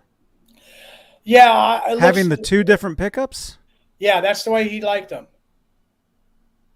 Yeah, Vandenberg. Yeah, that's right. You're right on that, Mr. Grit. Mr. Grit. 1988 original Kramer Night Swan guitar, burgundy with Kramer case. If you are reading this, you know how hard the original Night Swans are to come by. This one was purchased from the original owner who played it, but it's in far better condition than many of the vintage Night Swans you will see on the market today. Okay, does it talk about the pickups? I don't know. In the chat, Vanderpump Rules. I guess we could look it up. He liked the same pickup. Both pickups, I believe, are the same. It's just he wanted the different position, so it would sound slightly different. As far as I know. Huh? No, it looks like two different pickups.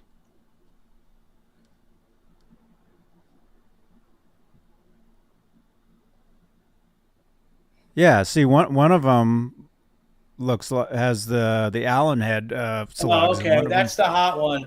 That's That's like a 16 output pickup. All right.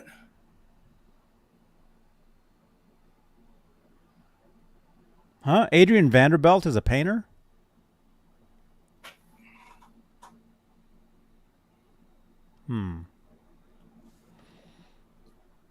Okay.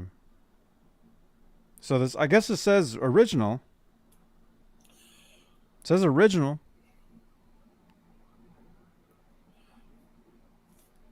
Yeah, that's like not out of line, that price for that.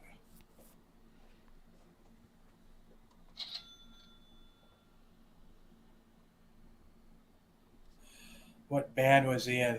Michael Tegler wants to know what band Adrian Vanderbilt or Vanderberg played in. I want to know what band Adrian Vanderbilt played in. Vandenberg. Mr. Grit. Richard Friend's listening to him now. White Snake, really? Wow. That's impressive.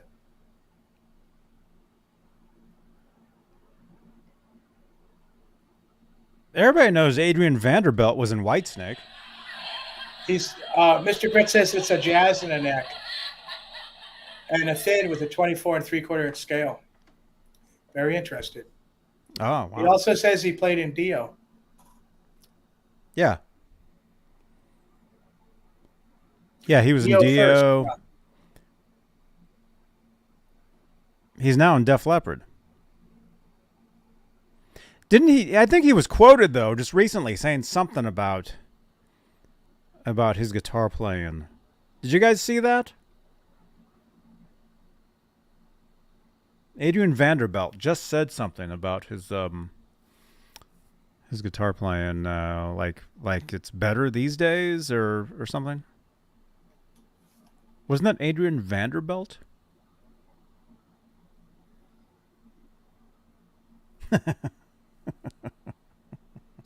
Vandenberg. Vandenberg. That's the other guy, Vivian Campbell. Vivian Campbell had the other one. There's the Night Swan, and then there's the Stage Master. Was the Stage Master was Campbell's, I believe. Uh-huh. That was Art Vandelay. Who's Vivian Campbell?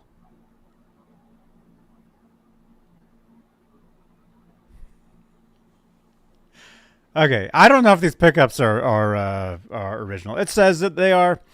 I don't know. I mean, it might be. But $3,000 for this one, you're saying is fair. That's if it's legit. If you can pull those pickups out, match the numbers. This is where we're at with this. If everything is legit, if it's a legit collector's item, that's probably a good deal. If they've changed something in it, that slashes that price. Yeah. I would be careful. I would definitely make sure everything was correct. Oh, I think Adrian Vanderbilt worked for Vandelay Industries.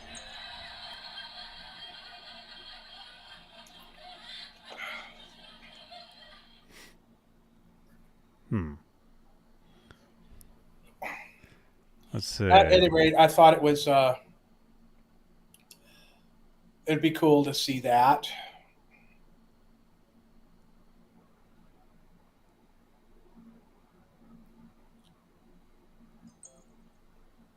There you go.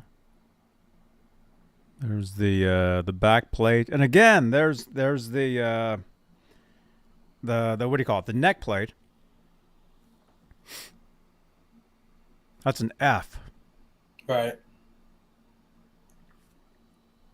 Yeah, you're going into 87 with that.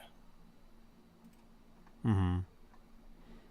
Well, the Whitesnake album came out in 87. Lower horn is weird. I agree with you, Mr. Grit.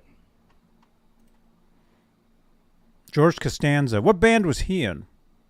He worked for Vandelay Industries. Costanza was on Seinfeld. Vandelay is a fantasy. It just doesn't exist. It is? Yes. George Costanza is not a real person. But Kramer was a real person. And this is Kramer time. He wasn't really involved with the company that I knew. You know, he was out of there where they kind of like got rid of Travis Beane and stuff. Who, George Costanza? No. Come on. Yeah, that's right. George Costanza, he imported diapers and he exported chips.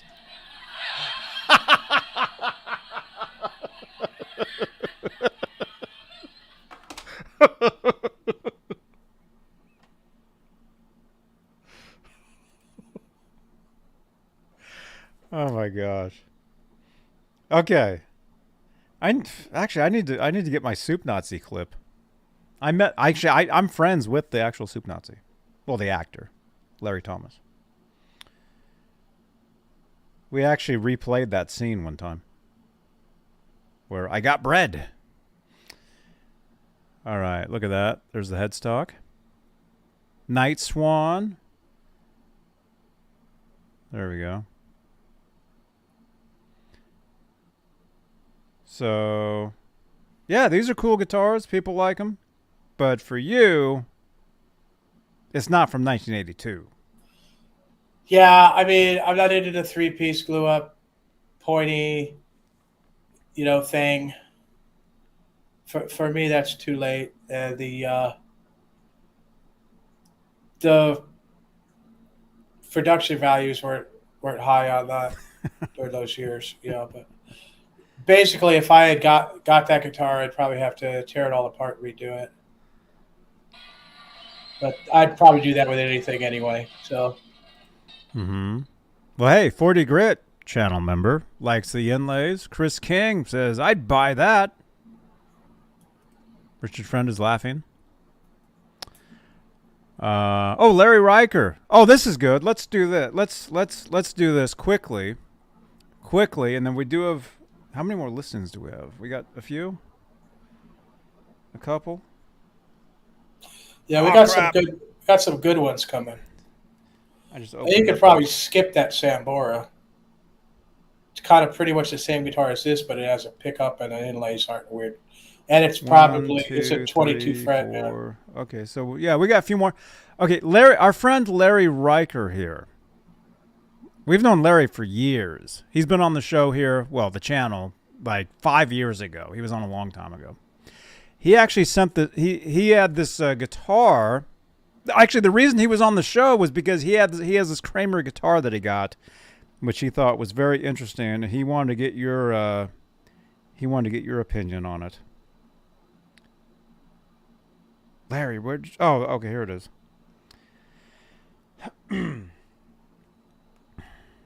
Let's see. That's the guitar, right?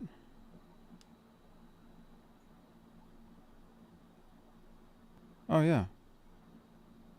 Okay, check this out.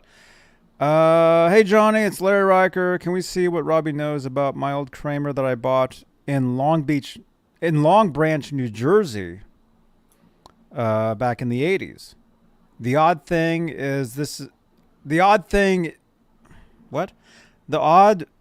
on this is it's a Voyager neck on a Strat body. And there are initials under the springs and in the body. Now, Larry, he showed us this guitar years ago. And yeah, smash that thumbs up, you guys. We're at 45 thumbs ups. Can we get to 50? Can we get to 50 thumbs ups, please? Okay, so as far as Larry Riker knows, this guitar, I guess, is original. Although I mean, I don't know. Okay, well, let's see. Let me get the headgear on here.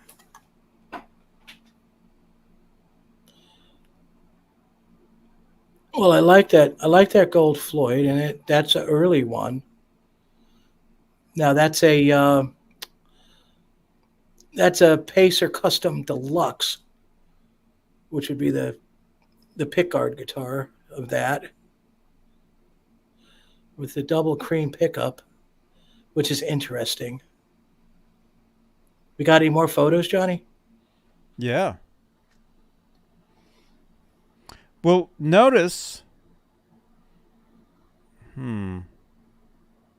This, I mean, that pickguard, it was routed.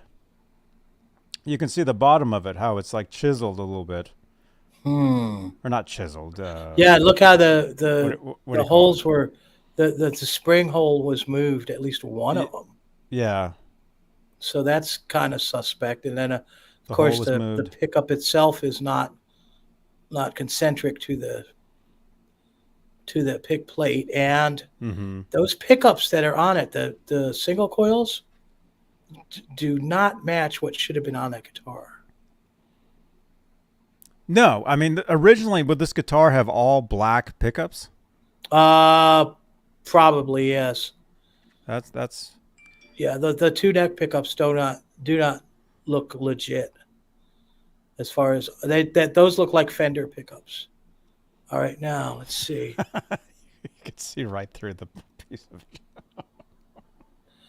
I like that Floyd. That Floyd has a gold-plated spring shim, which brings that Floyd was made in 1983.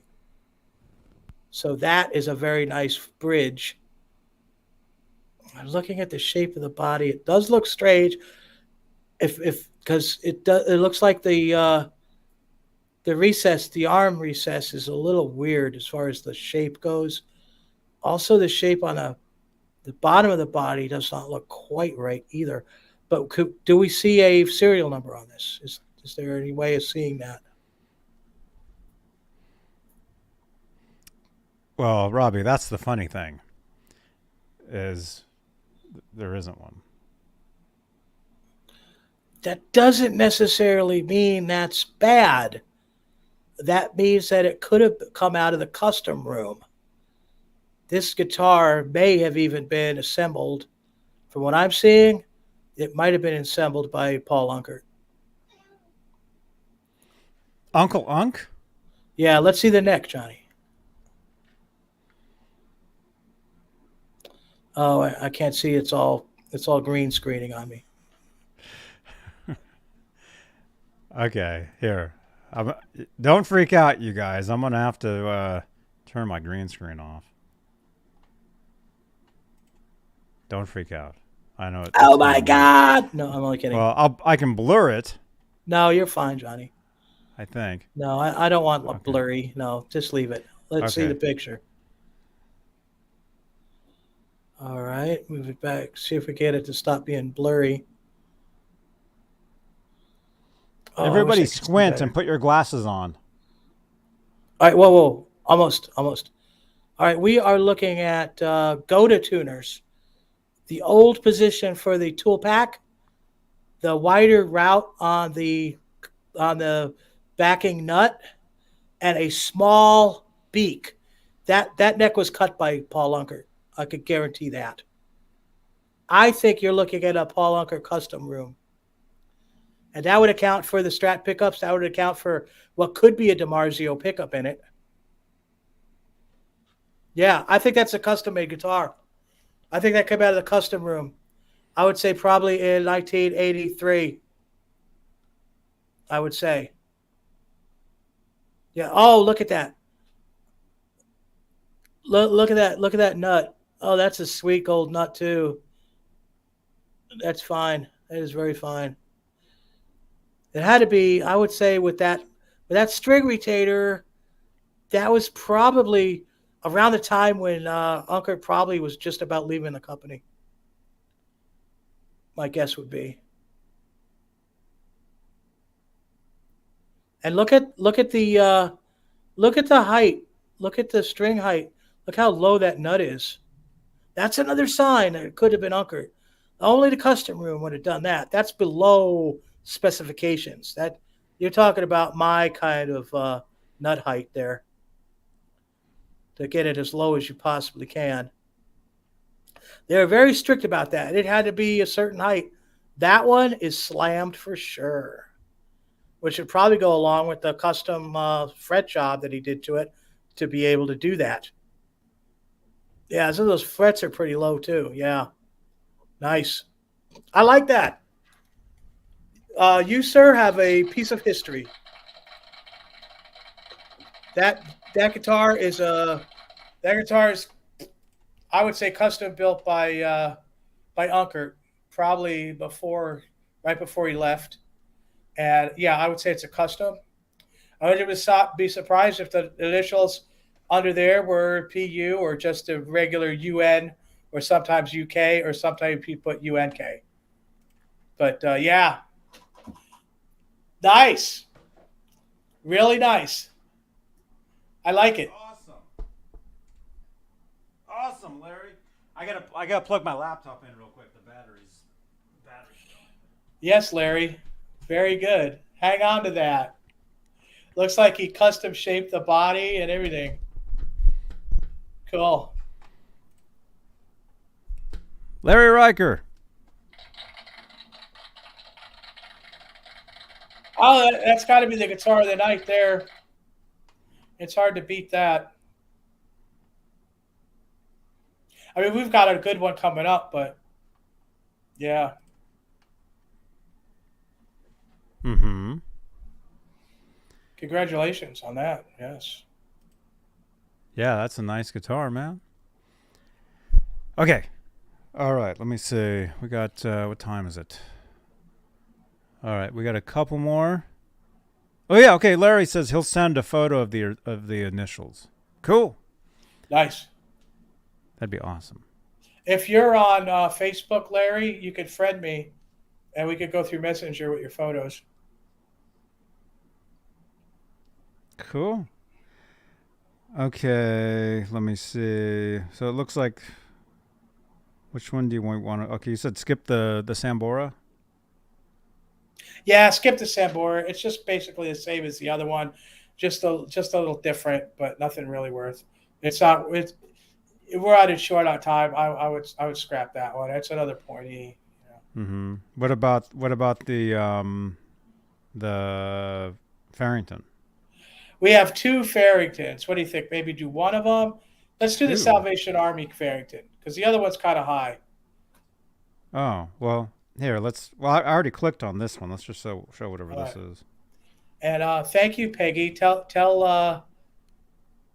him thank you. She says that her husband says I rock, which is nice. I like that. Thank you. Right on. This is funny because this is a Salvation Army. And look at the price. They don't want hardly anybody for it.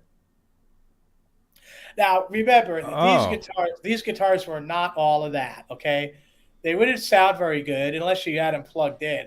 Then they could sound good depending on your amp.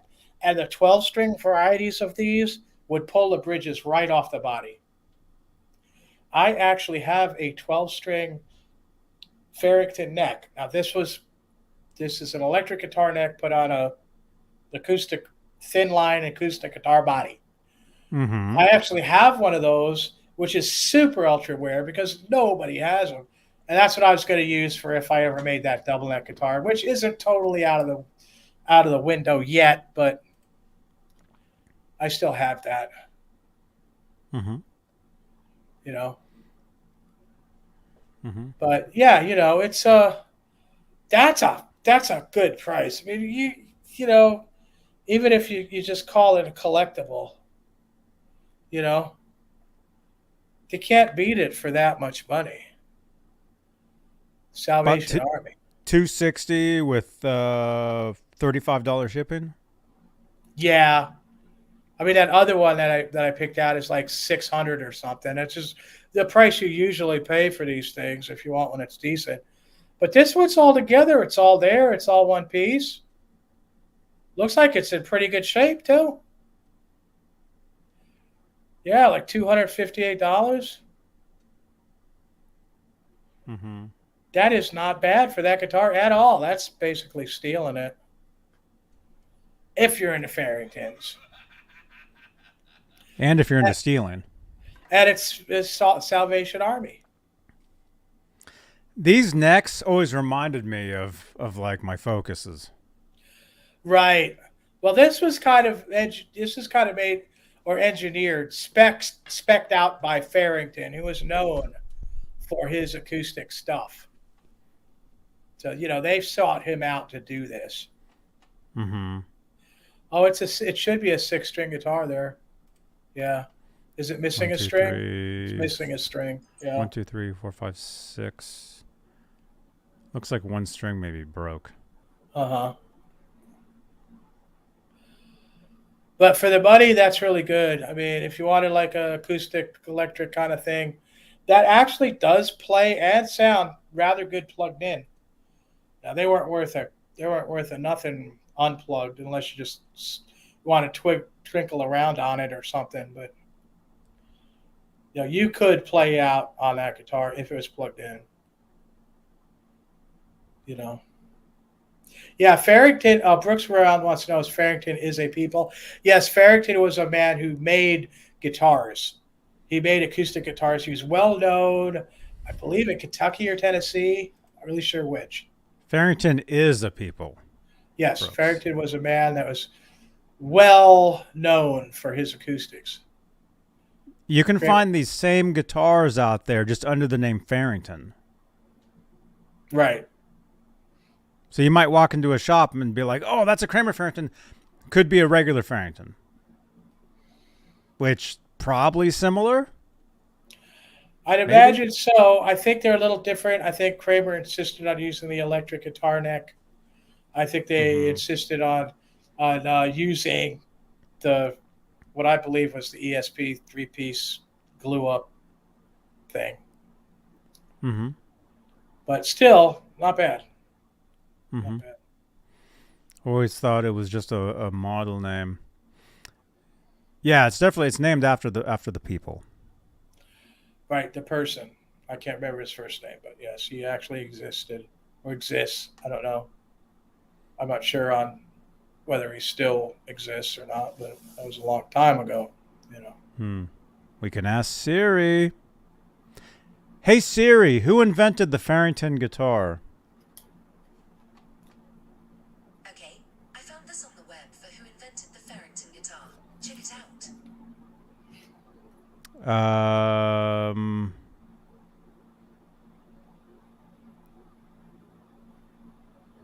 It's not Danny Farrington. I don't think so. Is it? There's a guy named Danny Farrington who made Kurt Cobain guitar. Sky prop, yes, it is a bolt-on neck. So it's an electric guitar neck on an acoustic guitar. And to Chris King asking, is the sound hole different? Yes, it was. I believe Farrington and Kramer made their own sound hole shape to be unique to this guitar. Yeah, that looks like a unique shape to me. Googling with Johnny Beane. Holly! Hey, Ollie. Holly! Okay, so there you go. Kramer Farrington. And so this is actually from the Salvation Army. Right, which I thought was kind of cool, too. Well, a Salvation Army in Tampa, Florida. It'd be interesting to click on this and see what else they have. But God, here we go. Running low on time. Okay. All right. So you got the Kramer Farrington right there.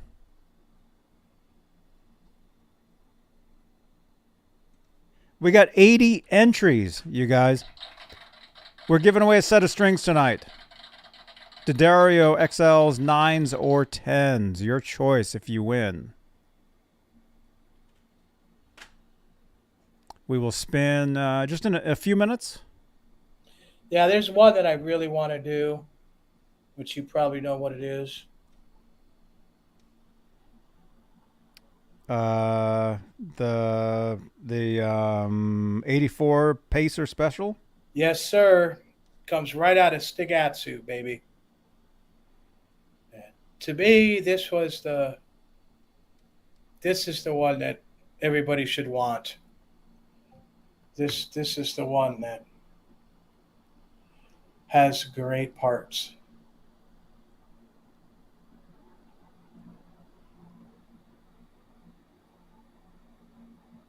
All right. 1984 Kramer USA Pacer Special Metallic Red. See, that looks like my guitar right there because I've got my Kramer Focus 1000 that this neck came from, and it has a Pacer neck on it now. So that looks just like my guitar, except my guitar has the slanted pickup. Well, this is pretty nice. Even though it's from 84, I believe this Pacer Special, this body, I believe, was left over for this guitar. Because if we look at it, folks, you know what I'm looking at, right? Look at that skinny little horn on top. That's the shape we all love. Okay, in the description, he describes the The neck pocket is too big for the neck heel. He refers to it as being common. I refer to it as being 2 1/4. Okay, this is an 82 early body that they put out in 84 as a patient special because they probably had it laying around. And he claims it's also made of maple, which is interesting. Now, of course, maple isn't my preferred body, but when we're talking this type of shape, you'd like to make it work. Whether you got to put a 0.022 600 volt capacitor, oil filled from Mojo Tone to get your tone to be good, would be worth it with this. Let's see the pictures, Johnny. And look at that case.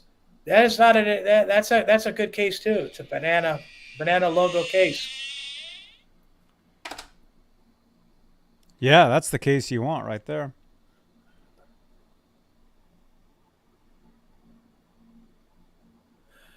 You've got your speed knobs, which indicate 83. You've got your Floyd Rose. I can't tell with the glare if it's a flat black or not, or a chrome. I think it's chrome. Yeah, it's chrome. That's right. It's chrome. Look at those studs. Those are the thinner studs. Now I'm really getting excited. That is the original thin stud. That is rare, people. You know, that is a rare thing. That's one of the original before the wider ones. You know, wow, this is cool. You're talking about the wood screws? Yes, those wood screws are slightly smaller than the ones we're used to. Those were the old school screws. This is nice.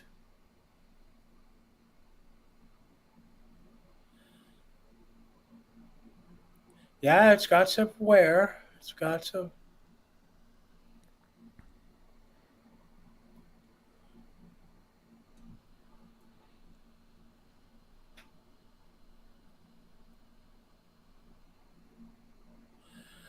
Yeah, right. I'm excited with that. And his speed knobs, this is all looking very good. Tone screws. That's an older Floyd. With those screws, with those studs, I would say that's probably 83. That bridge. Probably about the same time that I got the one I got on the Isaacson guitar. Mm-hmm.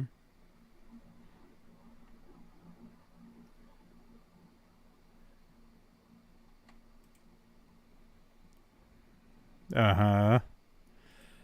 Well, let's see some more pictures, Johnny. Thank you, Holly. Would you say that's a rare guitar? Alice Martinez is saying it's a rare guitar. I would say so. I'd like to see that neck pocket closer. Now, see, this is where he's going into 84, maybe late 84, because of that pickup. That does not look like a Schaller pickup to me. That looks like a Duncan. It does have the weared-in look, and I'm not really sure if that is, all that. Well, does he say what it is in the description? The pickup is a Duncan Pearly Gates Trembucker. Right, so it's not original. Which isn't original to the guitar, but sounds awesome. Yeah, Pearly Gates is an Alnico too. You mean it's an Alnico also? Well, Alnico too. Oh, okay. I get it. Smash that thumbs up. We got 51 thumbs ups. Can we get 52 thumbs ups, please? You guys know it was my birthday last month.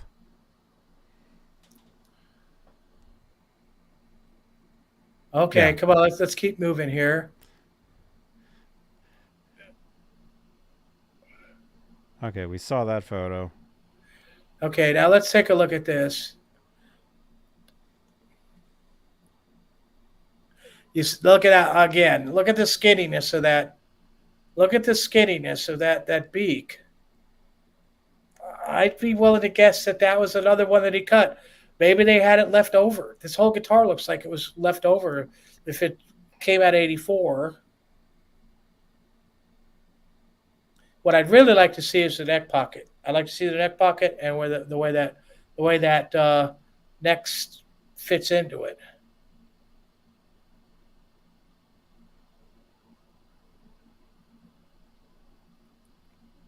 Okay, let's see here. We've got a little bit of spacing there.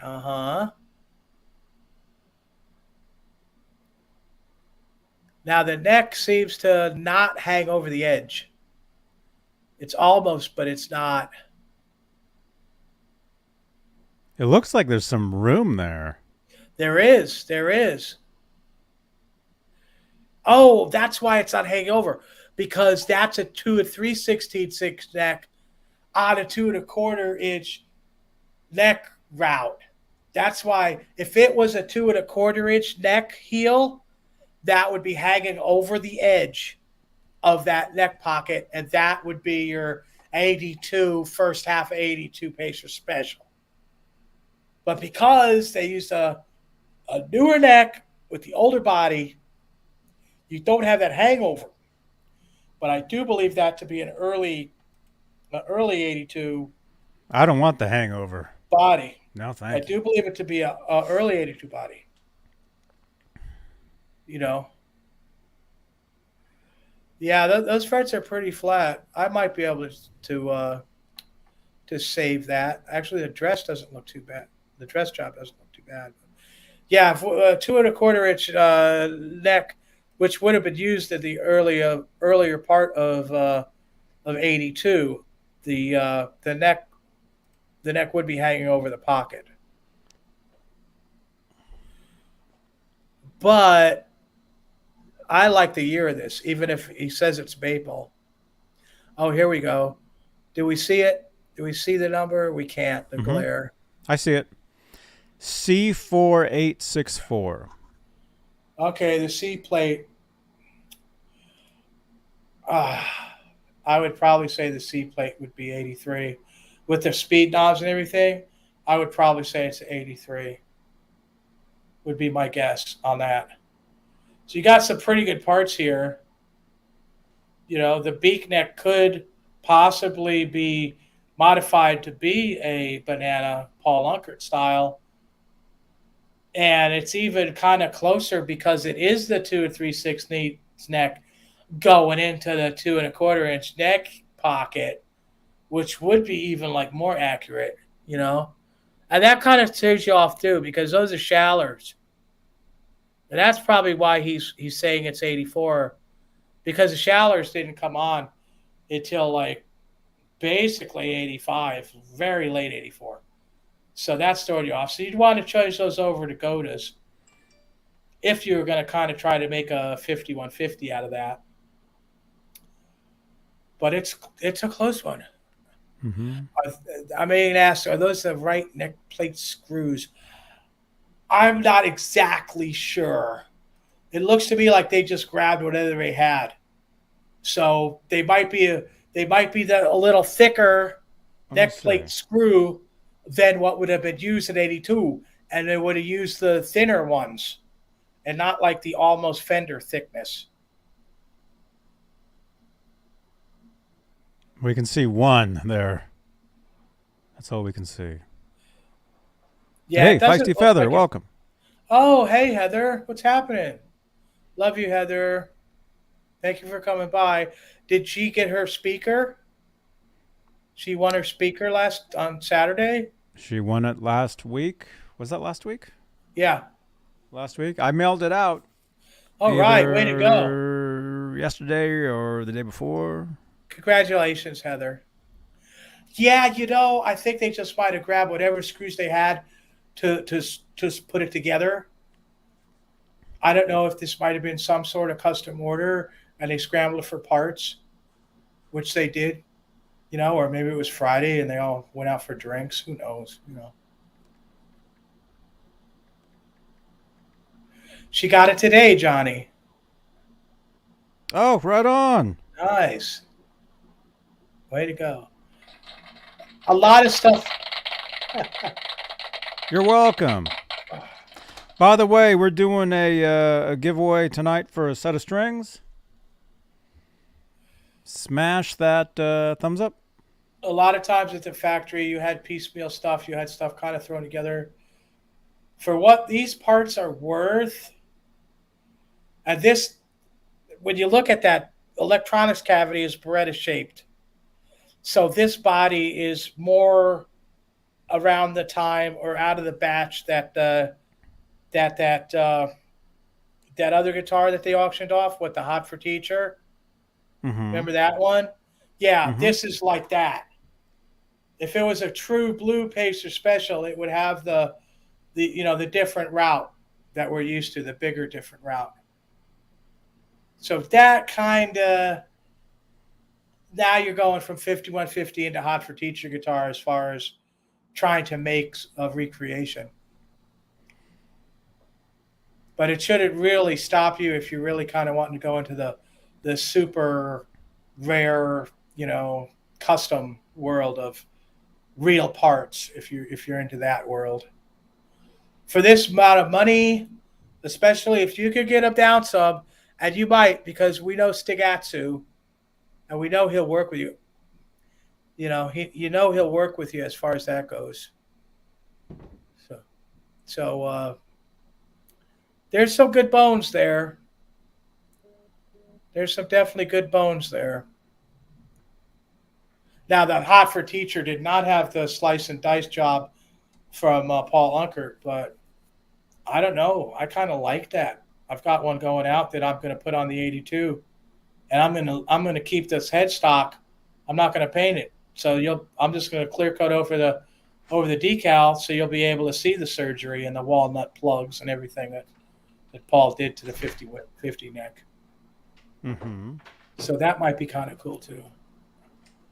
Okay, let's see. Stigatsu wants to charge me too much shipping, says Brooks Round.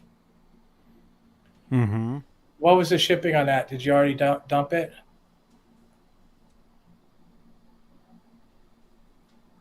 Okay, we got one more. I thought we saw this one before. Oh, I know which one you're doing. No, we didn't. This is different. The Voyager. Oh, the Voyager. Oh, I thought you were going to do the Beretta. There was that white Beretta, I thought. Maybe that was wrong. I'm not so sure if I saw this one. We have seen another one like this.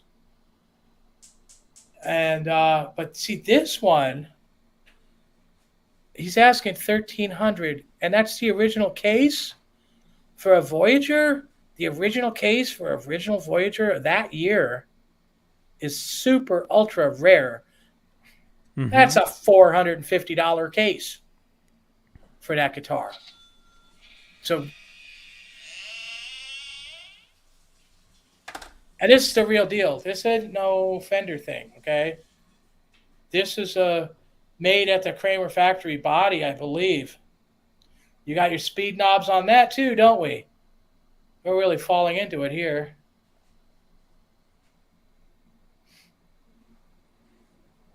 You got the speed knobs. You got the Schaller. Yeah, we've got your transparent red finish. But see now, what differs this year from the previous is they did not have the jack on the face of the guitar. The very old ones, the years before this, they had the jack on the face of the guitar. Unless this was modified, which I don't think so, because that looks like the original three-way switch on there. You got your speed knobs, which are, again, screaming 83 at me. The 84 might be a little bit newer than maybe he thinks it is. And then when we look at that pickup, can we get a close up on the pickup, Johnny?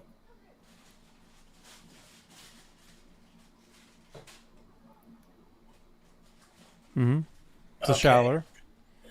Right, and It's the one that has the bobbins are all like rough. Yeah, that's nice. I like that pickup. The weird part about this is somehow the string alignment isn't that far off for not being tilted.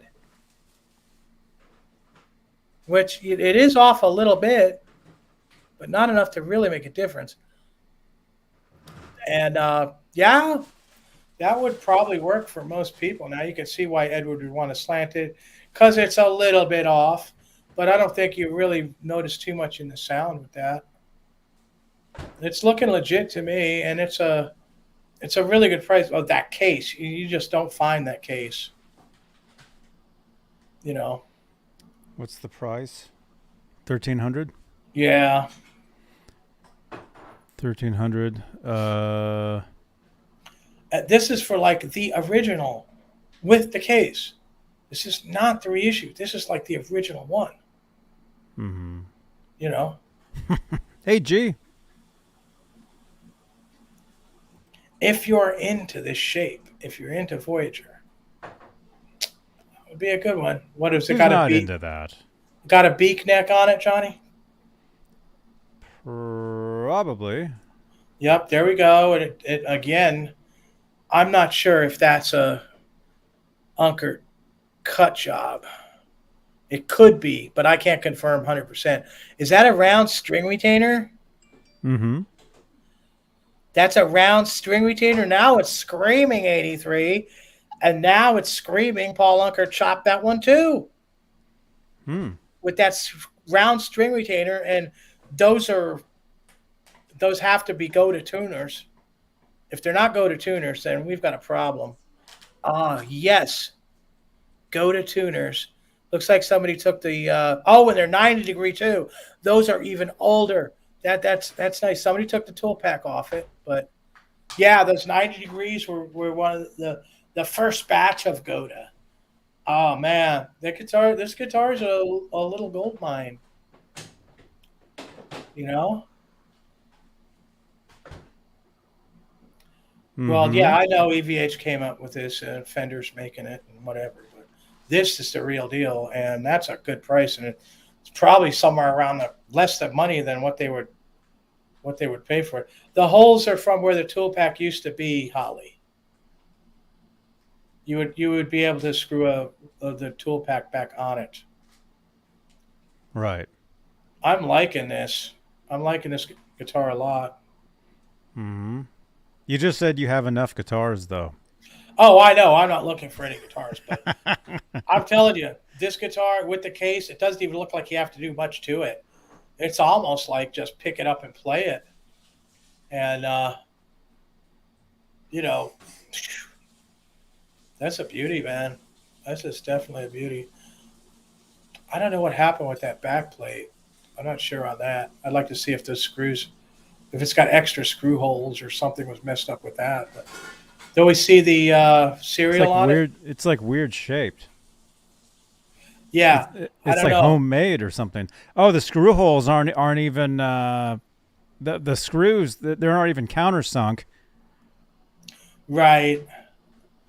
I think so. It had some sort of problem with that. But I think this was like homemade. Those screws don't even look like the actual original screws either. Now, is that a C plate or a B plate? If it's a B plate, you just fucking, excuse my language, you just went into ka-ching. That language. Can you see if that's a B plate? It is. It's a B. Look at that. Oh, that guitar is like gold for that price. That guitar with that case in that shape, regardless of whatever, if you had to change the neck screw because it's problem or somebody tried to fill in the hole with a screw because that's where the original strap button went. So even with that, you can put the strap button back out where it goes, fill the hole from wherever they put the strap button location on, get rid of that stupid Trem cover. Yeah, Wow. Yeah. Yeah, Yeah. yeah. The serial number is B5496. That B plate is worth $200. The case is probably worth 450. That old Floyd's probably worth 400 with that round string retainer. You got the original Go to Tuners. You've got a beak neck cut by Paul Unker, and it's in virtually good shape. Oh, another thing. Can you go back to the neck plate picture? And they offer layaway. One last thing. If you could go back to that neck plate picture.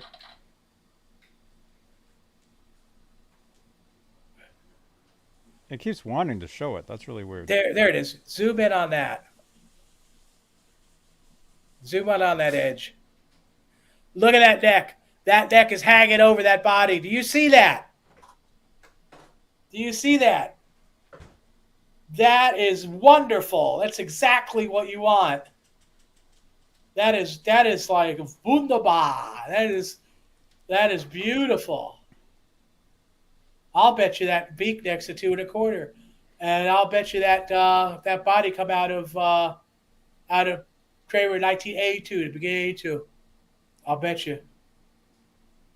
That is.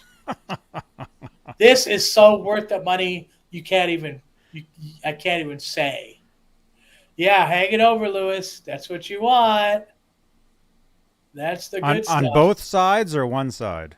It's only to one side. That's only on that one side where it'll stick over like that. But that's the old school. That is what you want right there, man.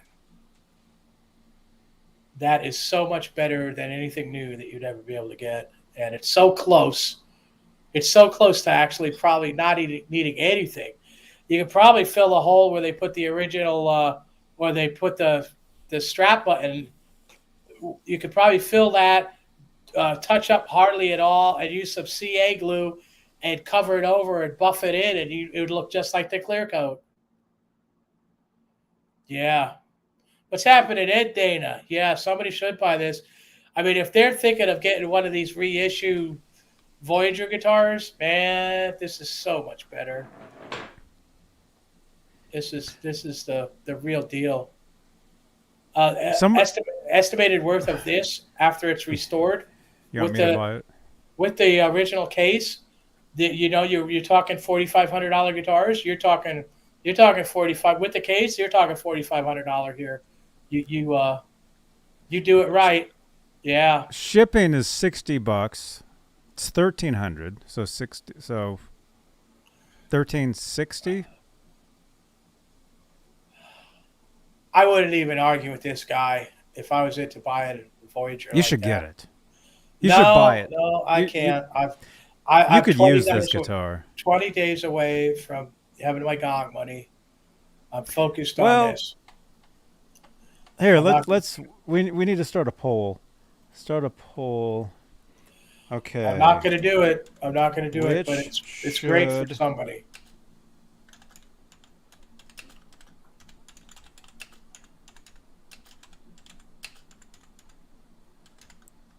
All right. Yeah, seller doesn't know what he has, G. That's for sure. Who knows? Maybe he wants to get a new one. It's even worse than we thought. Nothing against the new stuff. I know everybody likes new stuff. Yeah, backplates were $200, even scratched up. That B backplate. Yeah, I would put the original, or I'd get a shallower strap button and put it on there.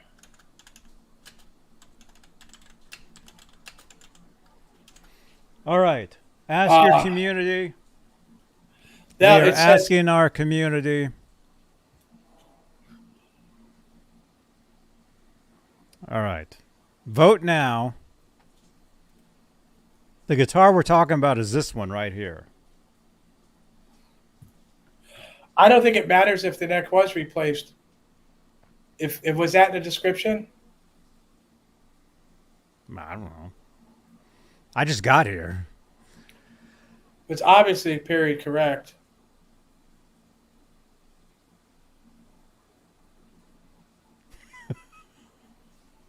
Keep voting. Did we even look at the description? I don't think we did because all the photos are down here too. We should have just gone. We should have just gone down here for the photos. Who is this? Stikatsu? No, this is another. This is somebody else. Guitar Finds. Whoever this is awesome. How they have all the photos down here. It's way better for us trying to show. Yeah, Okay. Mr. Mick says it was replaced in the description. Okay, vintage 1980 Kramer Voyager for sale. Has some signs of wear, a few nicks and dings around the body. Neck has been replaced. Wah, wah, wah, wah. Overall, it's in pretty good condition and ready for a new home, such as mine. Electronics are tested and working properly. Red finish. Knife to sneeze. Oh. Well, Robbie, the neck has been replaced. Yes, but it's been replaced by a neck with a 2 1/4 inch neck heel. So the neck's rare as hell, even if it has been replaced.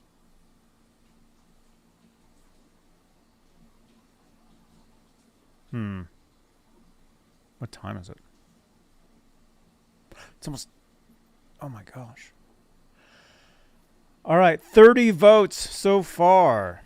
Actually, how come I never thought of this before? I can just for our viewers on replay who will never see the whatever, because I'm not showing it on the screen. Can you see it in the chat here?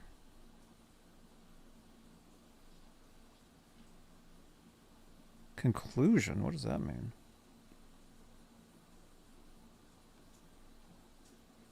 Yeah, where's the poll? I don't even see the poll on mobile. How do you guys see the... When you guys are watching this on mobile, how do you see the poll? Because I don't see it. Comes up on the chat screen. I don't see it at all. Oh, wait. How come they're hiding stream elements? Don't hide stream elements. Okay, well, I'll end the poll. We got 30 votes. Looks like it's over. All right, here we go. Here's the poll for you guys.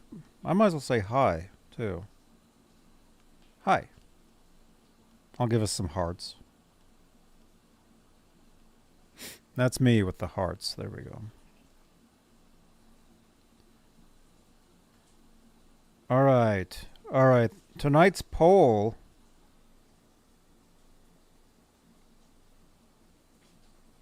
We had 30 votes. Here it is. Oh, here's tonight's poll. Damn it. Oh, you can sort of see it through there.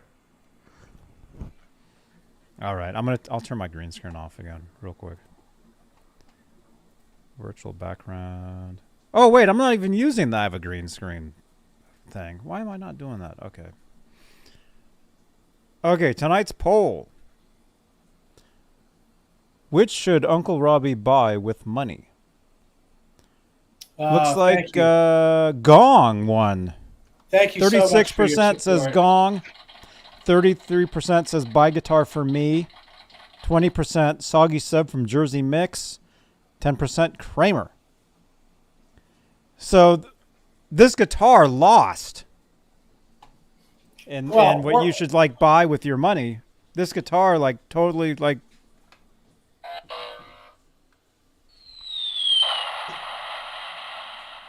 We're talking about something that I've strove to get like my entire life, and I'm very close to getting.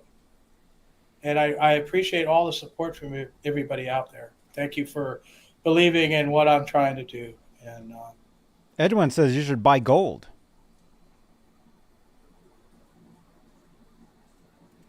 Johnny, put on the cloak of it.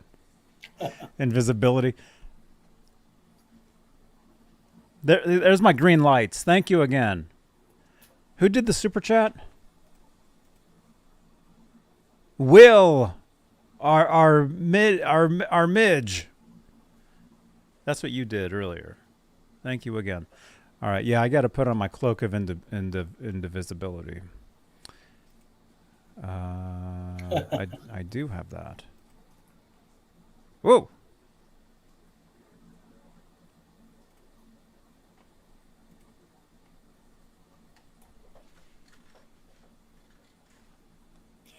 I just want to tell everybody out there that I really enjoy doing this, and I like talking about these and sharing my knowledge and trying to help people that are trying to do, vintage rebuilds out of real parts.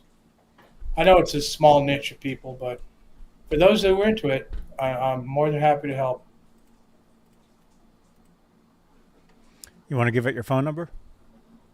No, Johnny.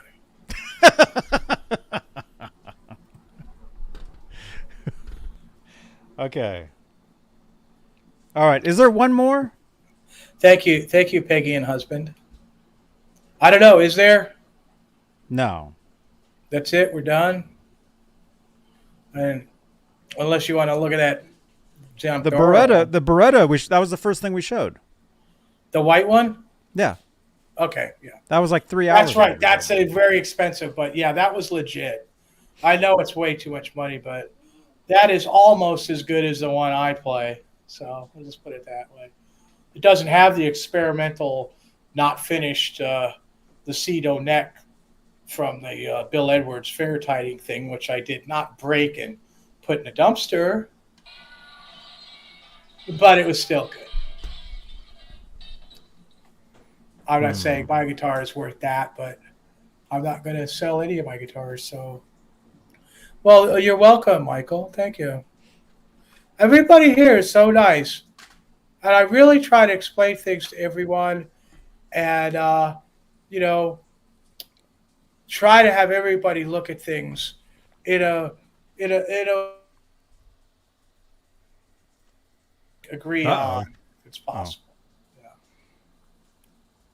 And if there's people that really hate what we're doing or what we're talking about, try to kind of like smooth over the edges so maybe they won't hate you as much, or maybe they could try to come to some, understanding or do what they want to do. So, yeah, I appreciate it. I really do. Thank you, everybody, for coming here and watching this and supporting this show and me and Johnny when we're doing it. And hopefully we can keep on going, because I'll tell you, today was a little tough trying to find guitars that we haven't looked at, because a lot of these turkeys are still out there, and so I do kind of go to try to go to links to find stuff that we can talk about, 40 grit. Larry sent the initial pics. Okay. Can All we see right. these? Where did he send them? Here, we'll do this. We'll do the giveaway in a few.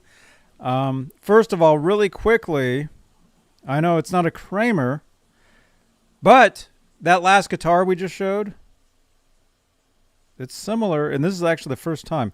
John Bowman just sent this in. That's one of the new EVHs. Brand new. They just came out. They were just released. I gotta turn the screen off again. See, I normally don't use this background for these shows. I normally don't do this. But today, I kind of had to. There we go. First look. First to look at one of the very brand new EVH Star guitars. This looks like the Army Drab.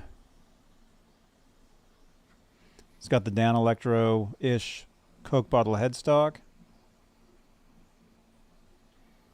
Kill switch. I talked about these a couple days ago. Let me see. If you guys have not seen my video yet. Oh, that's okay. I just got the I think EVH 24. We'll give you the link to the video I just did. This one. The brand new EVH guitars for 2020. I put 2023 because it's 2023 now, but 2024 is when we're probably going to really start seeing them. Although it looks like people are getting them now. That Star guitar right there, that's the one that he got. Very cool. John Bowman, congratulations, man. There you go. So this is kind of like a newer version of like that guitar we just looked at.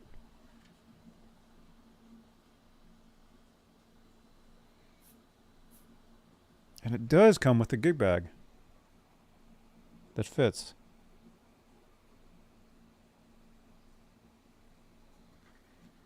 John Bowman, thanks for sending these in, man.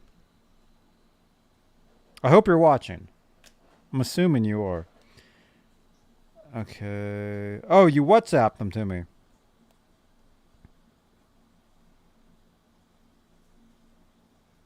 Okay. Robbie, you still here? There you are. Okay, these are the initials.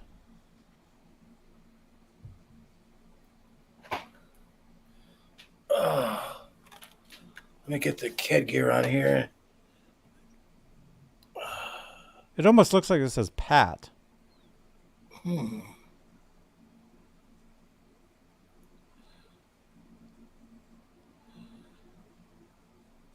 Interesting. Was there a guy named Pat out there doing that?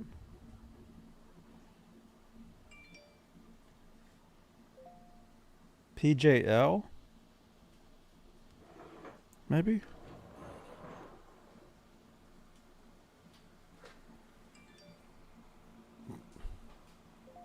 Hope that was blurry.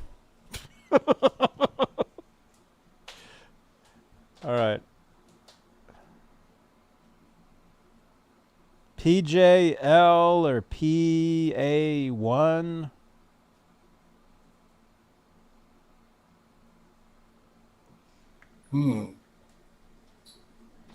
Is that?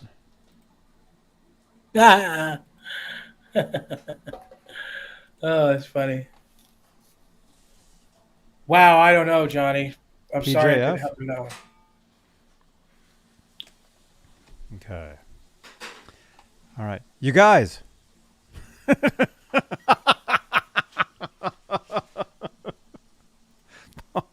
Lunkard? What? Laz? Did it say Laz? Is Laz here? Okay. All right. We're going to do a giveaway. Thank you, everybody, for watching these shows. Wait, I need to turn on my green screen. There we go. Oh, Larry, I don't think those initials make it not true what I'm saying about that guitar. And it could have been a combination of people that worked on it. Mm-hmm. Like Paul, Ace, Terry. Okay. Look at Lewis. Yeah, press number 1 right now, you guys. Keep pressing, and refresh your browsers. Let's get to 400 views live tonight. We can do that. Refresh your browsers. Everybody, do the refresh. We haven't done that in a while. And say dongle. Well, you haven't ranted in a while. You haven't really gotten that mad. Oh, no, I haven't. I've been very nice. I mean, even if people are disagreeing with me violently.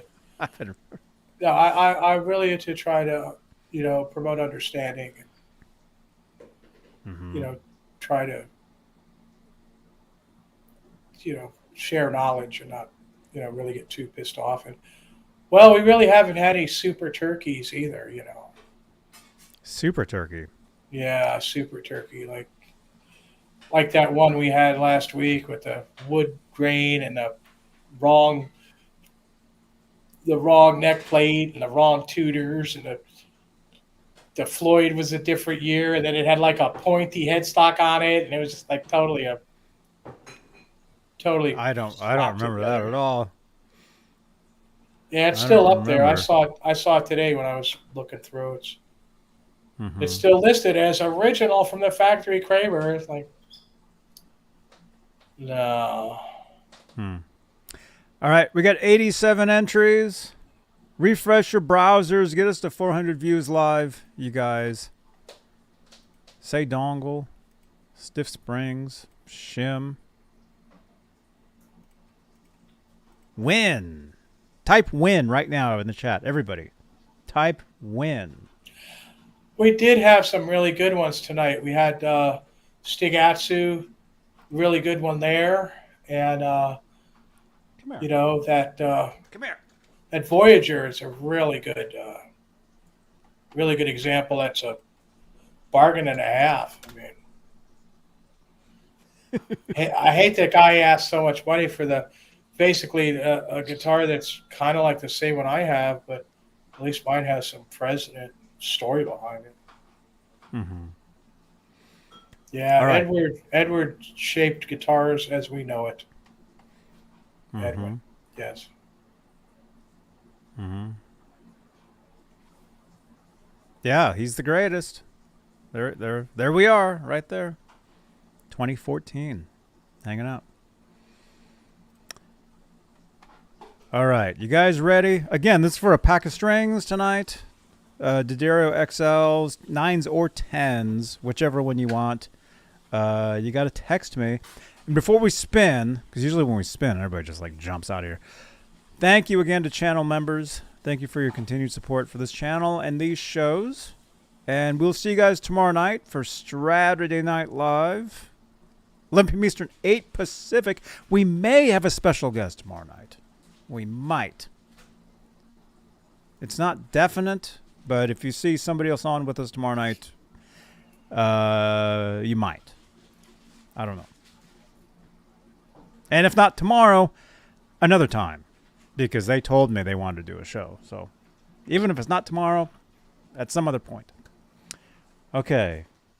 Johnny Rock needs some 9s. Hey, maybe you'll win. All right, join us tomorrow night, Saturday night. Actually, as soon as this show is over, it'll take you directly to tomorrow night's show. So if you can, please drop a thumbs up on tomorrow night's show as well. Okay? This video will take you right to tomorrow night's video. You don't even have to do anything. All of a sudden, it'll be there. So please drop a thumbs up on tomorrow night's show. All right. You guys ready? Set of strings belongs to... Wait, where's the winners? Okay, the set of strings goes to...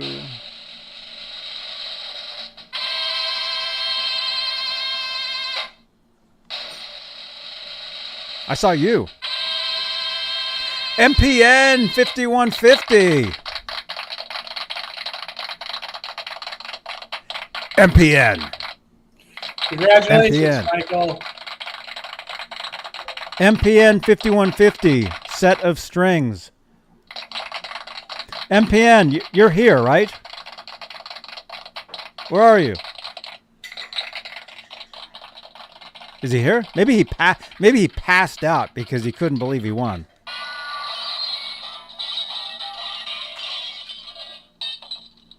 MPN.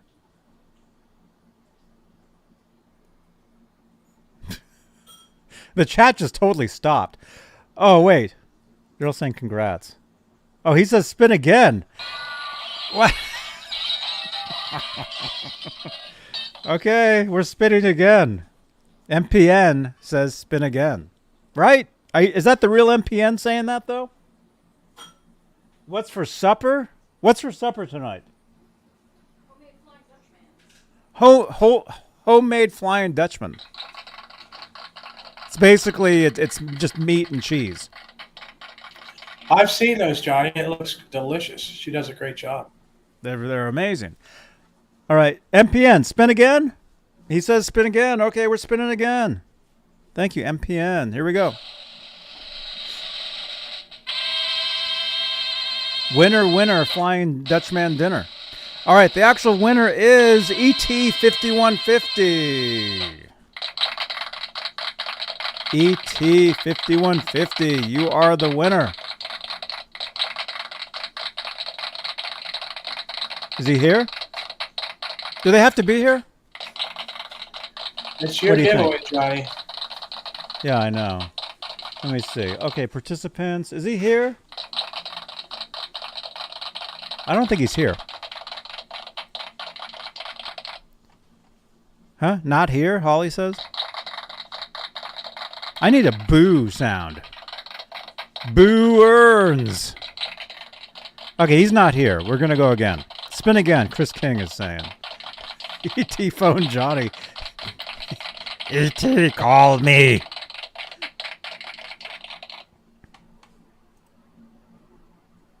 Yeah, I don't see him. Okay, we're going again. All right, we were just kidding. The real winner of these guitar strings is... The real winner is... Brad. But didn't Brad just win something?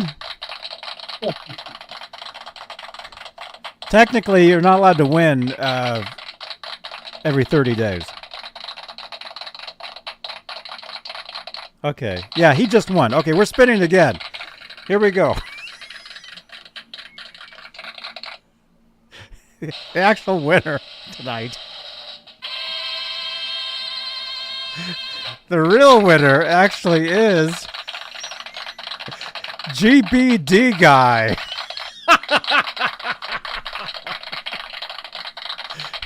GBD guy is the winner. I think we'll stop there. All right, GBD guy, text me 415-952. Yeah, am I getting out the right number? 415-952-3263 is my number. Text me for these strings. There we go. GBD guy, D'Addario strings.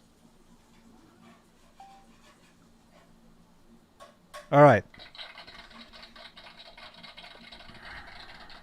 Congratulations. GBD. All right, we already showed the channel members. Robbie? Johnny. Thank you so much. No problem, man. Thank you, everybody, for watching this. Thank you for those thumbs ups. We made it to 400 views live. Thank you. Thank you for the FUTONE. Thank you for the like on Twitter. FUTONE just gave me a like on Twitter. Hey, you know what I always say, right? At the end of these things? Rock on! Rock on, everybody. Yeah, GBD guy won. Say that 10 times fast. All right, we showed the channel members. Thank you again, you guys. We'll see you tomorrow night, starting night, where we may have a special guest. Maybe not. I don't know. We'll see. And then Guitar ASMR Sunday night. Yeah. There we go. All right. You ready?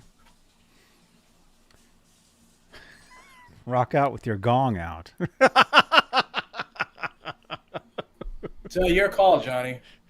All right. All right. We're out of here. We'll see you guys tomorrow. Join me on Twitch. Come on over to Twitch. Come on.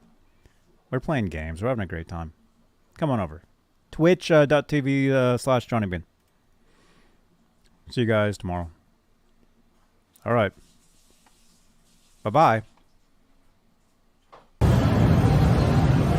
Hey, this is Ricky Rocket, and you're watching my buddy Johnny Beane right here on his channel. All right. Hey, this is Jennifer Batten, and you are watching Johnny Beane TV. You're watching Johnny Beane TV. I'm Ole England, the guy with the face on the live stream right now. Thank you so much. Oh, you're welcome. Hi, this is Alex Skolnick, and you're watching Johnny Beane TV. Hey, this is Billy Sheehan. You're watching Johnny Beane TV. Okay, ready? Ready. Hola, amigos. This is your bass player, Billy Sheehan. You're watching me right here on my dear friend, John. It went away. Oh, no. Hey, now, Adam Reaver, fu-tone.com, my less crappier promo reel for Johnny Beane TV. You're watching Johnny Beane TV. Check it out.